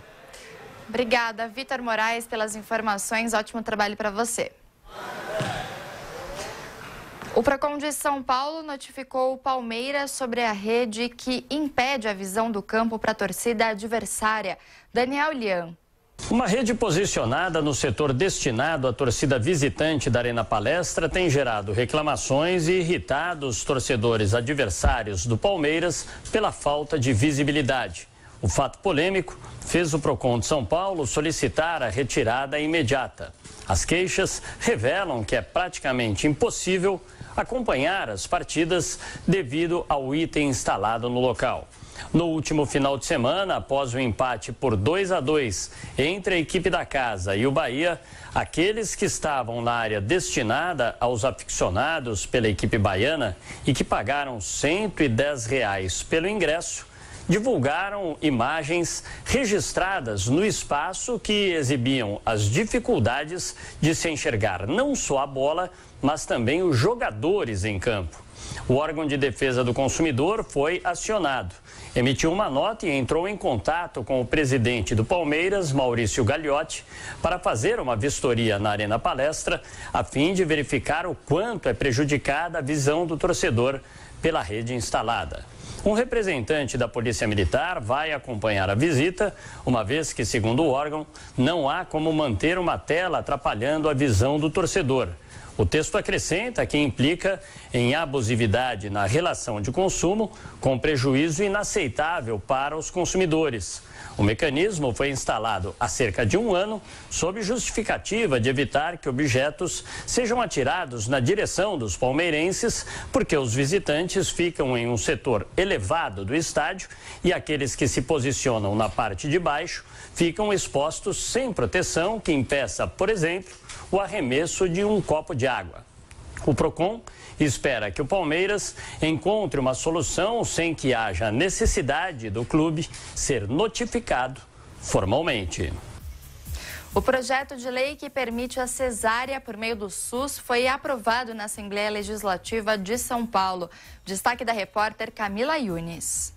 Grávidas a partir da 39ª semana de gestação poderão optar pelo parto cesariano através do Sistema Único de Saúde. A Assembleia Legislativa de São Paulo aprovou nesta quarta-feira um projeto de lei que permite à gestante optar pela cesárea sem indicação médica. O projeto foi elaborado pela deputada Janaína Pascoal, do PSL, que já vinha defendendo a medida, e foi aprovado com 58 votos a favor e 20 contra. Agora, cabe ao governador do estado de São Paulo, João Dória, sancionar ou não a lei. A votação na Assembleia foi marcada por divergências. O deputado Barros Munhoz, do PSB, se posicionou a favor. Ele frisou que a decisão do parto deve ser uma escolha da mulher e afirmou que o país tem assuntos de saúde mais importantes para serem discutidos. Nós estamos fazendo tempestade em copo d'água. Tem coisas muito mais importantes para se ver na saúde do nosso país. Já o deputado Campos Machado, do PTB, que votou contra, justificou a posição alegando que as entidades médicas não concordam com a decisão. Machado ainda reiterou que esta questão não se trata de tirar a liberdade de escolha da mãe, e sim de resguardar a saúde da mulher. Não se trata de retirar a liberdade da mulher. Pelo contrário, se trata de resguardar a saúde da mulher. A decisão também gerou divergências entre entidades médicas. Atrás apenas da República Dominicana, o Brasil é o segundo país com maior taxa de parto cesáreo do mundo. O índice das cirurgias é mais alto nos hospitais particulares na comparação com os públicos. Justiça de São Paulo suspende passaportes diplomáticos concedidos pelo presidente Jair Bolsonaro ao pastor Valdemiro Santiago e à esposa dele, a bispa Francileia Oliveira. A decisão foi tomada pela 8ª Vara Federal em ação movida pelo advogado Ricardo Nacli. Os passaportes foram concedidos sob a justificativa de que os líderes da Igreja Mundial do Poder de Deus poderiam desempenhar de maneira mais eficiente as atividades no exterior. O documento, com validade de 3 anos, oferece facilidade de imigração e, em alguns casos, de isenção de visto de curta duração aos portadores. O presidente diz que novo procurador-geral da República deverá ser alinhado aos interesses do governo. A declaração de Jair Bolsonaro foi feita em frente ao Palácio da Alvorada, em Brasília. Ele é o responsável por escolher o substituto de Raquel Dodge no comando da PGR, o que pode acontecer nesta sexta-feira. Entre os mais cotados para ocupar o posto estão os integrantes da lista tríplice Mário Bonzaglia, Luísa Frischheim e Bleu Dalu.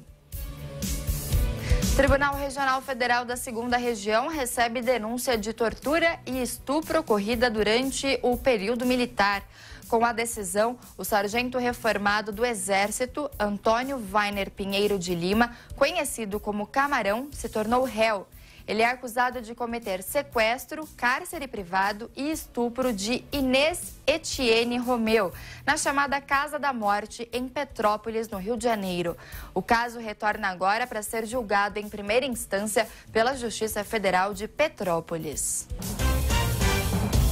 O presidente da Câmara, Rodrigo Maia, só deve pautar o projeto sobre nepotismo depois que o Senado votar a indicação de Eduardo Bolsonaro para a embaixada nos Estados Unidos. Quem conta os detalhes de Brasília é o repórter Levi Guimarães. O presidente da Câmara, Rodrigo Maia, disse que só vai pautar o projeto que proíbe a indicação de parente para embaixador depois que o Senado votar a nomeação do deputado Eduardo Bolsonaro à embaixada brasileira nos Estados Unidos. Nesta quarta-feira, a Comissão de Trabalho, Administração e Serviço Público da Câmara aprovou uma proposta que considera a prática nepotismo. Para o relator, deputado Kim Kataguiri, do DEM, o Congresso já deveria ter aprovado uma lei do tipo. Mas nesse ponto o parlamento foi mais lento ainda do que o próprio Supremo em tratar da questão do nepotismo, principalmente o nepotismo cruzado na administração direta e indireta, e incluindo também os casos de nomeação para cargos políticos e para chefia de missões diplomáticas permanentes. A proposta ainda precisa passar pela Comissão de Constituição e Justiça antes de ser levada ao plenário. Segundo o presidente da Casa, Rodrigo Maia, não se pode misturar o projeto de lei com a indicação de Eduardo Bolsonaro e usar a matéria como um casuísmo para atingir o filho do presidente Jair Bolsonaro. De forma nenhuma aprovar um projeto que limite um direito que hoje o deputado tem. A gente pode concordar ou não com a indicação, mas a gente nunca pode usar uma lei ou uma medida provisória contra ninguém, não é isso? Né? Então a gente tem que ter um ambiente onde a gente tenha uma regra só para tudo.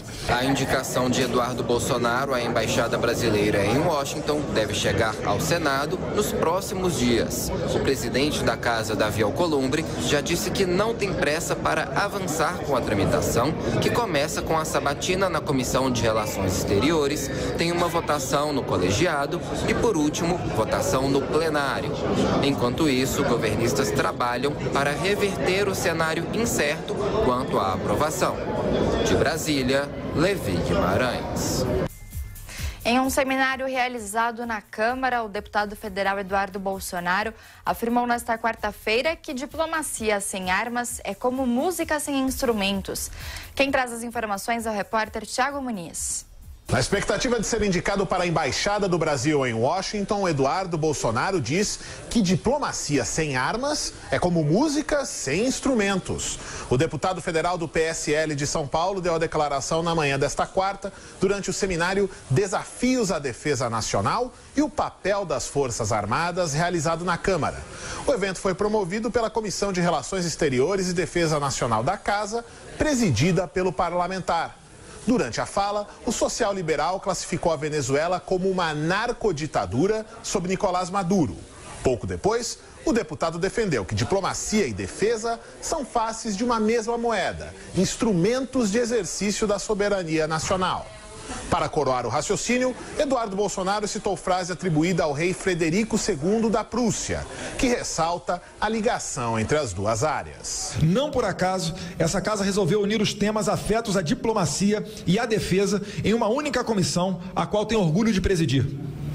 O próprio Frederico II, conhecido como o Grande, disse certa vez que, abre aspas, diplomacia sem armas é como música sem instrumentos, fecha aspas. Também nesta quarta, a Comissão de Trabalho, Administração e Serviço Público da Câmara aprovou um texto que pode afetar as pretensões da família Bolsonaro. A proposta proíbe a nomeação de parentes de autoridades para os cargos de ministro de Estado e embaixador. A iniciativa ainda precisa passar pela Comissão de Constituição e Justiça, pelo plenário da Casa, pelo Senado e depois pela sanção presidencial para virar lei. O presidente Jair Bolsonaro deve submeter em breve o nome do filho Eduardo para o cargo de embaixador do Brasil em Washington. Agora são 11h30 da manhã e a gente vai para um rápido intervalo e daqui a pouco nós estamos de volta. Jovem Pan News. Jovem Pan. Rede Jovem Pan News. Corpo, mente e espírito, Dr. Zeballos. Olá, queridos amigos da Jovem Pan. Hoje eu vou falar sobre um assunto que é literalmente uma pedra no sapato das pessoas, que é a micose nas unhas dos pés. A micose nas unhas dos pés ocorre por uma razão muito simples. Dependendo, ainda mais se a pessoa faz muita atividade física, então acumula lá esporos, que é a semente do fungo, no sapato. Aquilo umedece e o que acontece? A micose, o fungo, cresce na sua unha. E é um problema para tratar. Quem não sabe já não tomou 6 meses de antibiótico antifúngico, aplicou um esmaltezinho e aí a micose melhora, mas depois volta. A razão é muito simples. Se você não tratar o seu sapato, a hora que a tua unha estiver boazinha, limpinha, você vai botar esse sapato de novo, tá a sementinha lá, o esporo do fungo lá, transpirou, vai contaminar tudo de novo. Aliás, isso não é nem ensinado na faculdade, que a gente tem que tratar o sapato. Então você tem que comprar aqueles sprays antifúngicos, que pode ser Lysol, pode ser tênis pé, tem que ter uma ação antifúngica, aplica nos seus sapatos que você usa menos, oclui com o jornal e trata a sua micose. Eu não gosto muito de dar, para tratar a micose de unha, de dar medicamentos via oral, porque os antifúngicos, eles têm uma toxicidade no fígado bastante relevante. Então eu não acho válido você tratar 6 meses a pessoa e depois ela correndo o risco de pegar de novo essa infecção na unha, e então não acho tão interessante. Eu prefiro tratar o sapato, passar o esmalte, lixa a unha, que se você assim o fizer, a unha de baixo vai vir sem o fungo. Então é isso. Micose de unha, trate o seu sapato. Eu sou o Dr. Zeballos, aproveite o seu dia. Saúde. Corpo, mente e espírito, Dr. Zeballos. A Jovem Pan defende que seja feita a reforma da Previdência, que seja justa para todos os brasileiros, porque é urgente para o país. Mande uma mensagem em vídeo pelo WhatsApp. O número é 11 97465 1630. Repetindo, 11 97465 1630. Jovem Pan pela reforma da Previdência. Construindo o Brasil do amanhã.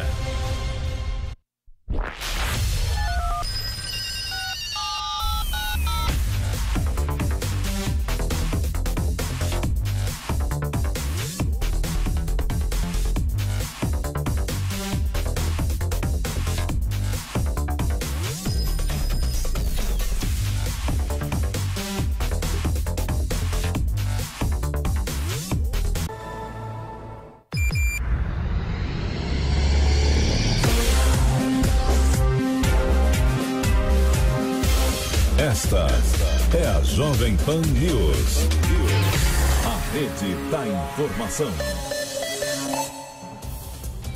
Olá, muito bom dia. Esse é o Jornal da Manhã, segunda edição, que vai ao ar de segunda a sexta-feira, das 10 horas da manhã ao meio-dia. Nós estamos sempre ao vivo no canal do YouTube Jovem Pan News e no AM para todo o Brasil e para São Paulo também.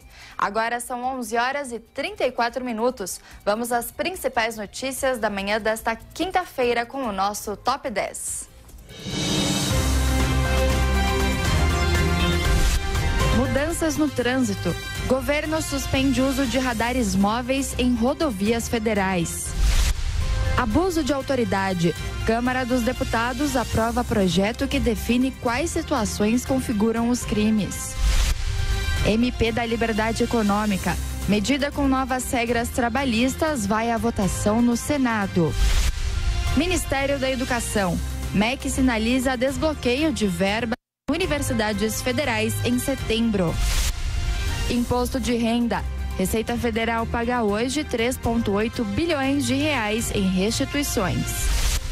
Protestos na Ásia. Forças chinesas se concentram próximo a Hong Kong por conta de forte onda de manifestações. Acidente na Rússia. Avião faz pouso de emergência e deixa ao menos 23 feridos em Moscou. Tráfico de drogas. Operação do Ministério Público prende 67 pessoas em 9 estados da federação. Frente fria. Santa Catarina tem mais uma manhã gelada e mínima chega a 0 graus Celsius. Mercado de videogames. Governo Bolsonaro reduz impostos sobre jogos eletrônicos. Em delação premiada, o ex-ministro Antônio Palocci citou 12 políticos que teriam recebido mais de 330 milhões de reais em vantagens indevidas. Os detalhes a gente acompanha agora na reportagem de Afonso Marangoni. O ex-ministro Antônio Palocci citou 12 políticos que teriam recebido de 16 empresas mais de 330 milhões de reais em vantagens indevidas. Deste montante, cerca de 270 milhões de reais teriam sido destinados ao Partido dos Trabalhadores entre os anos de 2002 e 2014. As informações constam do acordo de delação premiada que Palocci firmou com a Polícia Federal. Nesta quarta-feira, o site da revista Veja divulgou o conteúdo de um documento de 8 páginas que revela pontos da delação. O material de abril deste ano foi assinado pelo responsável pela Lava Jato no Supremo Tribunal Federal, ministro Luiz Edson Fachin. De acordo com Palocci, todas as eleições dos ex-presidentes Lula e Dilma foram financiadas com recursos irregulares de empresas. A maioria das transações teria sido acertada por ele e pelo ex-tesoureiro do PT, João Vacari Neto. Em troca das propinas, os empresários conseguiam, por exemplo, uma linha de crédito no BNDES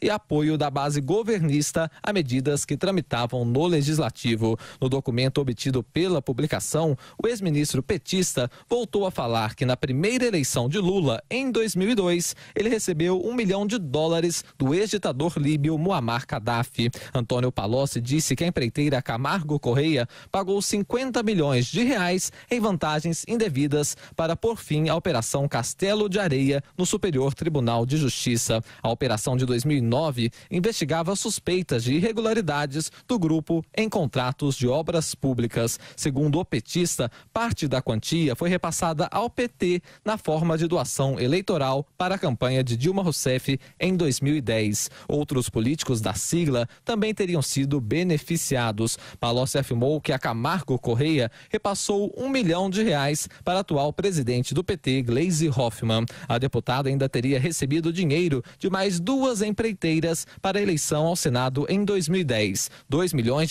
via Caixa 2 da Odebrecht e $800 mil da OAS.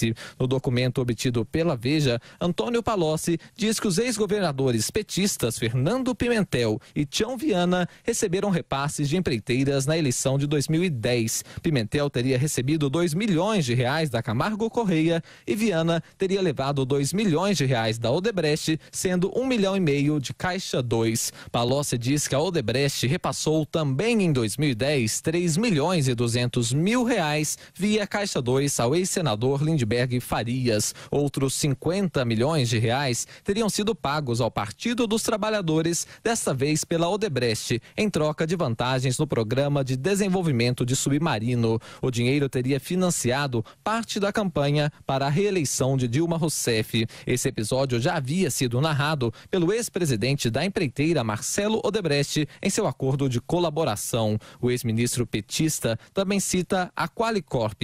A administradora de planos de saúde teria repassado recursos ao PT, ao Instituto Lula e à empresa de marketing esportivo Tausdal, de Luiz Cláudio, filho caçula do ex-presidente. Em troca, o governo teria concedido benefícios à empresa na Agência Nacional de Saúde Suplementar. No trecho obtido pelo site da revista Veja, não estão especificados os valores que a Qualicorp teria repassado. Em nota, a administradora afirmou que nunca pleiteou ou obteve qualquer tipo de benefício público e jamais transgrediu a lei. Já o Partido dos Trabalhadores disse que nada que Antônio Palocci diga sobre o PT e seus dirigentes tem qualquer resquício de credibilidade. A sigla ainda afirma que ele negociou com a Polícia Federal, no âmbito da Lava Jato, um pacote de mentiras para escapar da cadeia e usufruir de dezenas de milhões em valores que haviam sido bloqueados.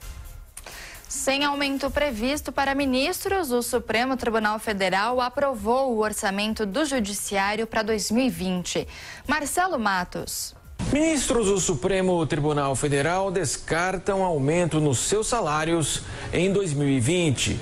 Em decisão unânime, o orçamento foi aprovado com redução de R$92 milhões contra o exercício de 2019. A proposta de 686 milhões de reais será encaminhada agora ao governo federal. Redução ocorre dentro das restrições impostas pela emenda do teto de gastos públicos, que limita o crescimento das despesas à variação da inflação após um período de transição de 3 anos para o judiciário. Nos últimos meses, a corte ficou na mira da opinião pública após um contrato de 480 mil reais para a compra de lagostas e vinhos para refeições dos ministros. O presidente Dias Toffoli abriu também uma licitação para trocar as cortinas com direito a equipamentos motorizados na casa de R$1.800.000. E no ano passado, diante da pressão das entidades da magistratura, o STF aprovou um aumento de 16% nos salários dos ministros para esse ano de 2019, que foi sancionado por Michel Temer, com alta de 33 para 39 mil reais, após a restrição do auxílio moradia aos juízes. Comissão do Senado aprova projeto de lei que permite o saque do FGTS para o pagamento de faculdade e de cirurgias. A Comissão de Assuntos Sociais da Casa aprovou a proposta de autoria do senador Stevenson Valentim, do Podemos, do Rio Grande do Sul. Na justificativa do texto, o parlamentar defendeu o uso do benefício por conta das alterações no FIES e no ProUni, que reduziram o número de matrículas em universidades particulares. Se não houver recurso no plenário do Senado, o projeto vai seguir para análise da Câmara. PGR pede ao Supremo Tribunal Federal que determine o cumprimento imediato da pena imposta a Paulo Maluf. Em 2018, o ex-deputado federal foi condenado a 2 anos e 9 meses de prisão por Caixa 2, enquadrado como crime de falsidade ideológica eleitoral. Segundo o Ministério Público, Maluf omitiu informações na prestação de contas enviada à Justiça Eleitoral na campanha de 2010. O documento foi encaminhado ao relator do caso no STF, ministro Luiz Fux. Ministro da Educação sinaliza que o governo pode desbloquear verbas para universidades federais a partir de setembro. Abraham Weintraub se reuniu com reitores nesta semana e indicou que o aumento na arrecadação federal e o recebimento de dividendos podem acelerar o descontingenciamento. A informação foi divulgada nesta quarta-feira pela Associação Nacional dos Dirigentes das Instituições Federais de Ensino Superior. O MEC não confirmou a data, mas afirmou que busca, junto ao Ministério da Economia, ampliar os limites de empenho e da movimentação financeira. Nesta quarta-feira, o Tesouro Nacional apontou que os sistemas previdenciários estaduais seguem em deterioração. Vitória Bel.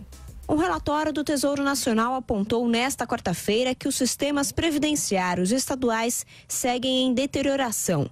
Segundo o Boletim de Finanças do órgão, os estados gastaram cerca de 101 bilhões de reais além do orçamento para cobrir o rombo da Previdência em 2018, um aumento de 8% em relação a 2017. A crise fiscal que atinge os estados ainda levou 17 unidades da federação a perderem uma espécie de selo de bom pagador concedida pelo governo. Para ter acesso a empréstimos, por exemplo, os estados precisam ter nota A ou B na capacidade de pagamento. Em todo o país, apenas o Espírito Santo tem nota A. São Paulo tem nota B, mas segundo a análise do Tesouro, o estado está próximo de ter a nota rebaixada, já que a relação entre despesas e receitas correntes está muito próxima do limite. O estado ainda é o que possui maior déficit na Previdência. Foram 24 bilhões de reais aportados pelo governo estadual para cobrir o rombo, um valor 13% maior que em 2017.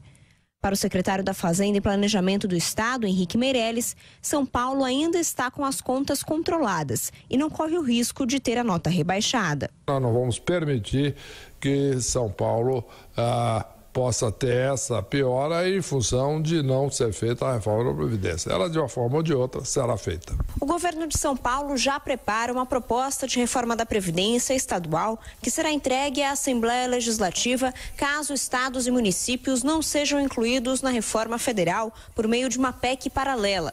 Meirelles afirma que o texto estará pronto para ser entregue em até 30 dias após o fim da tramitação da Previdência no Congresso. O formato será aquele da proposta federal, não é? Aquela proposta que está sendo discutida no Senado Federal. Acreditamos que é uma proposta arredondada, uma proposta equilibrada. Henrique Meirelles reforça, porém, que o ideal seria a inclusão de estados e municípios na reforma da Previdência, já em discussão por deputados e senadores.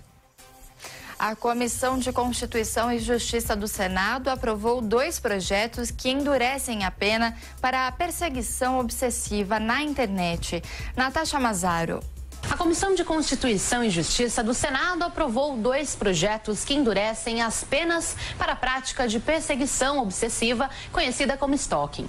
Um dos textos altera a lei de contravenções penais para determinar a prisão de 2 a 3 anos e exclui a possibilidade de pagamento de multa. De acordo com a legislação atual, a prática de molestar alguém ou perturbar a tranquilidade leva à prisão simples de 15 dias a 2 meses e a pena pode ser convertida em multa. O texto é da senadora Rose de Freitas, do Podemos, que possibilita o juiz aplicar também as medidas protetivas previstas na Lei Maria da Penha, caso a vítima seja uma mulher. Já não é uma sofisma se falar sobre perseguição que acaba culminando em morte. Insidiosamente, essa perseguição tem afetado a luta das mulheres.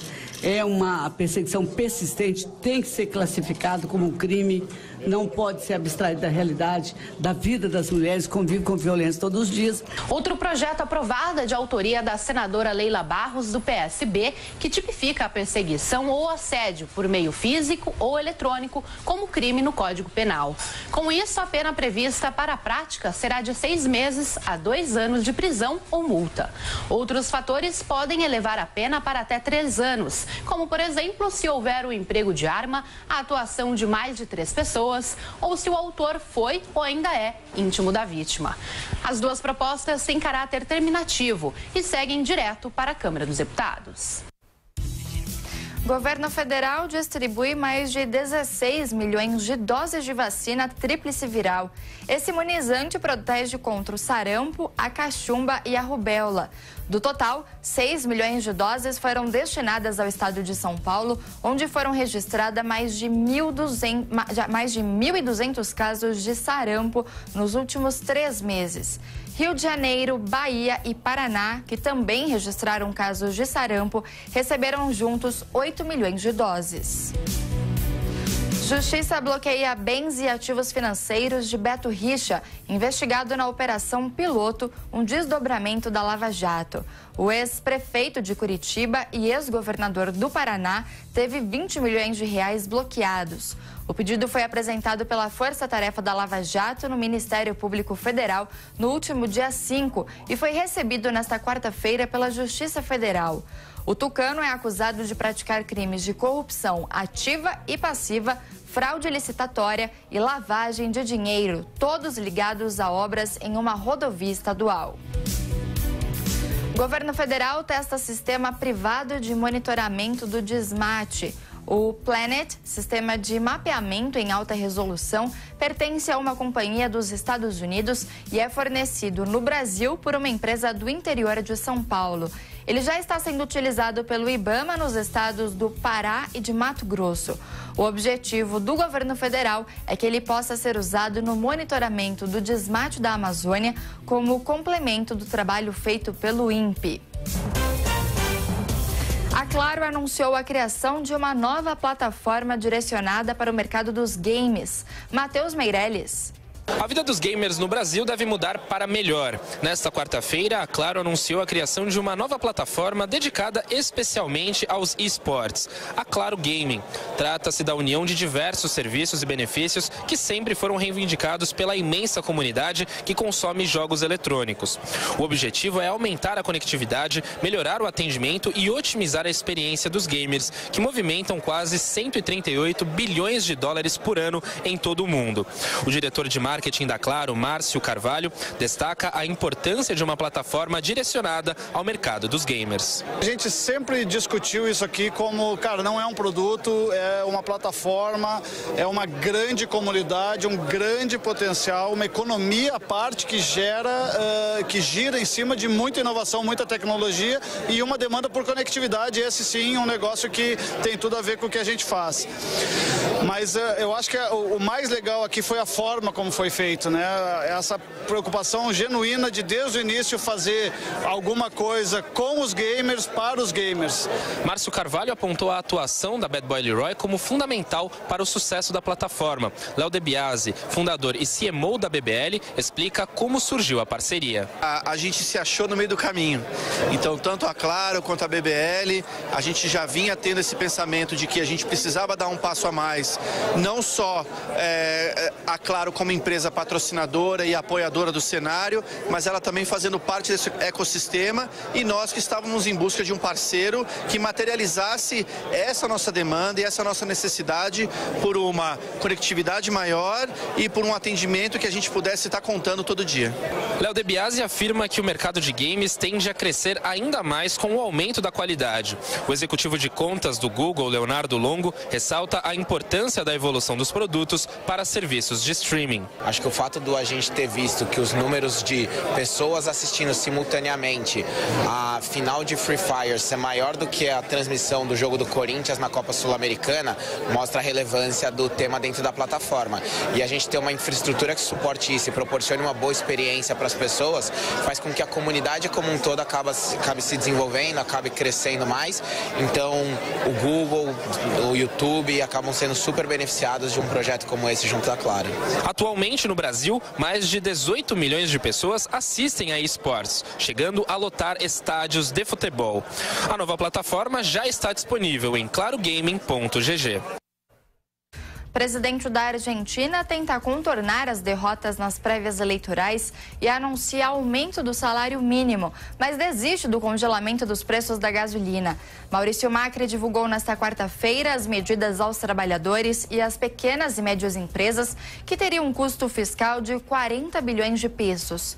O mercado financeiro vive turbulência desde que o candidato de oposição, Alberto Fernandes, venceu as primárias no último domingo. A eleição presidencial será em outubro e uma eventual derrota do atual mandatário pode colocar em risco a agenda de reformas. Maurício Macri anunciou bônus de 2 mil pesos extras aos trabalhadores entre setembro e outubro, mas sobre o salário mínimo, o valor ainda não foi divulgado. Ao anunciar as medidas em pronunciamento na TV, ele pediu desculpas à população e reconheceu que esperava mais facilidade ao governar o país. Entiendo su enojo, su cansancio. Solo les pido que no pongamos en duda el trabajo que hicimos juntos. Sintieron que durante este tiempo les exigí mucho y que lo que les pedí fue muy difícil. Fue como trepar el Aconcagua y hoy están agotados, cansados, enojados. O presidente Maurício Macri vai tentar a reeleição em 27 de outubro, mas depois das primárias, o quadro está mais difícil. Em entrevista a Denise Campos de Toledo, o economista Roberto Troster acredita que as medidas terão o apoio dos empresários argentinos. Eu acho que o empresariado em peso é pró-Macri. Se a gente vê o mapa, o resultado das eleições, tanto agora como na eleição anterior, você vê que os setores mais avançados, cidade de Buenos Aires, são majoritariamente pró-Macri. Então, apoio do empresariado ele tem.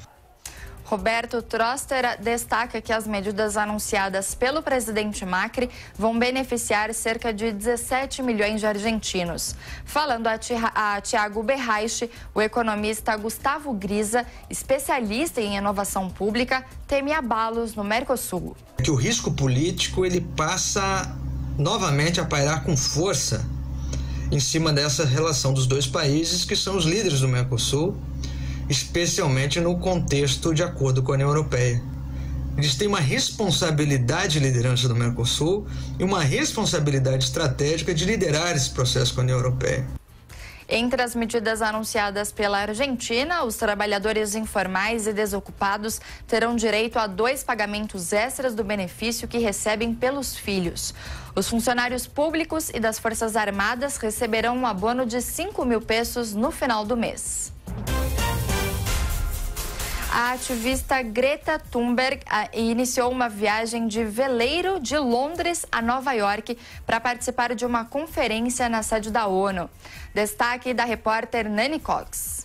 A ativista Greta Thunberg vai cruzar o Oceano Atlântico em um barco sustentável que não emite gases que contribuem para o efeito estufa. A sueca de 16 anos deixou Londres nesta terça-feira rumo a Nova York, onde deve participar de uma conferência sobre as mudanças climáticas na Organização das Nações Unidas. O veleiro tem 18 metros, é equipado com painéis de energia solar e tem um telefone por satélite a bordo, que a ativista planeja usar para enviar informações e fotos aos amigos encarregados de abastecer as redes sociais durante a viagem dela. O trajeto até os Estados Unidos deve levar 2 semanas e a jovem estará acompanhada do pai, do capitão da embarcação, do príncipe de Mônaco Pierre Cassirage e de um documentarista. Para passar o tempo, Greta levou livros e diários. A sueca também abasteceu o veleiro com refeições veganas congeladas, já que não come carne por causa da emissão de gás atribuída à produção pecuária. Antes de embarcar, Greta reforçou que não está dizendo às pessoas o que elas devem fazer e completou que tomou a decisão porque é uma das poucas que realmente podem fazer isso e acredita que deve aproveitar a oportunidade. I am not telling anyone what to do or what not to do. I'm just doing this because I want to do this. Depois de participar do evento na sede da ONU, Greta ainda passará pelo Canadá e México antes de chegar à COP25, realizada no início de dezembro no Chile. Ainda não há informações de como o restante do trajeto será feito, já que a ativista não voa de avião há 4 anos por causa da alta emissão de carbono. A viagem faz parte de um ano sabático que a ativista tirou para levar adiante o engajamento com a questão ambiental. Greta Thunberg ficou conhecida por iniciar uma onda de protestos de estudantes em prol do meio ambiente. No ano passado, a ativista promoveu uma greve no colégio em que estudava, em Estocolmo, para pressionar o governo a criar ações para lidar com as mudanças climáticas. Os movimentos tiveram adesão de mais de 1,5 milhão de estudantes ao redor do mundo.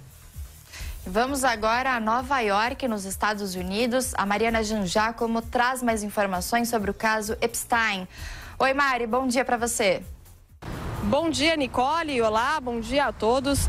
Pois é, Nicole, o Washington Post publicou uma reportagem que está repercutindo muito aqui nos Estados Unidos. Eles ouviram 2 fontes que dizem ter tido acesso ao laudo da autópsia de Jeffrey Epstein. De acordo com eles, o laudo mostra que o pescoço de Epstein tinha lesões que são compatíveis tanto com o enforcamento por suicídio quanto com estrangulamento. Inclusive, a reportagem conversou com alguns especialistas que disseram que esse tipo de lesão é mais comum no caso de estrangulamento do que no caso de suicídio, mas que essa segunda possibilidade também acontece, especialmente quando a vítima é um homem mais velho, como era o caso de Jeffrey Epstein. Esse é, então, mais um desdobramento dessa investigação que promete continuar por bastante tempo. As autoridades norte-americanas parecem bem comprometidas a entender as circunstâncias que levaram à morte de Jeffrey Epstein, que foi encontrado morto na cela da cadeia em Manhattan, onde estava preso aguardando julgamento no último sábado. Vale lembrar que o diretor dessa cadeia em Manhattan foi trocado e que os 2 guardas que estavam responsáveis por vigiar Epstein também foram afastados do cargo. Agora, Nicole, só para finalizar, um outro assunto também que está repercutindo muito aqui nos Estados Unidos é que nesta quinta-feira o governo norte-americano pediu a apreensão de um navio iraniano petroleiro que está retido em Gibraltar, território britânico. desde julho. Esse navio está retido lá porque é suspeito de violar o embargo europeu e fornecer petróleo para a Síria. Mas ele seria libertado hoje. Só que agora as autoridades lá em Gibraltar estão considerando o pedido dos Estados Unidos e devem decidir o destino do navio em uma audiência que acontece às 4 da tarde do horário de Brasília, 11 horas da manhã, no horário de Gibraltar. E o interessante nessa história é que os Estados Unidos ainda não deram muitos detalhes sobre o porquê de terem pedido a apreensão deste navio. Mas, é claro, a gente continua acompanhando e volta a qualquer novidade. Nicole, é com você. Obrigada, Mari, pelas informações. E agora são 11 horas e 59 minutos e o Jornal da Manhã, segunda edição, fica por aqui. Obrigada pela sua audiência e pela sua companhia. E acompanhe agora o Camisa 10, também pelo canal do YouTube Jovem Pan Esportes. O Jornal da Manhã, segunda edição, volta amanhã às 10 horas da manhã. Eu te espero. Jovem Pan News. Jovem Pan.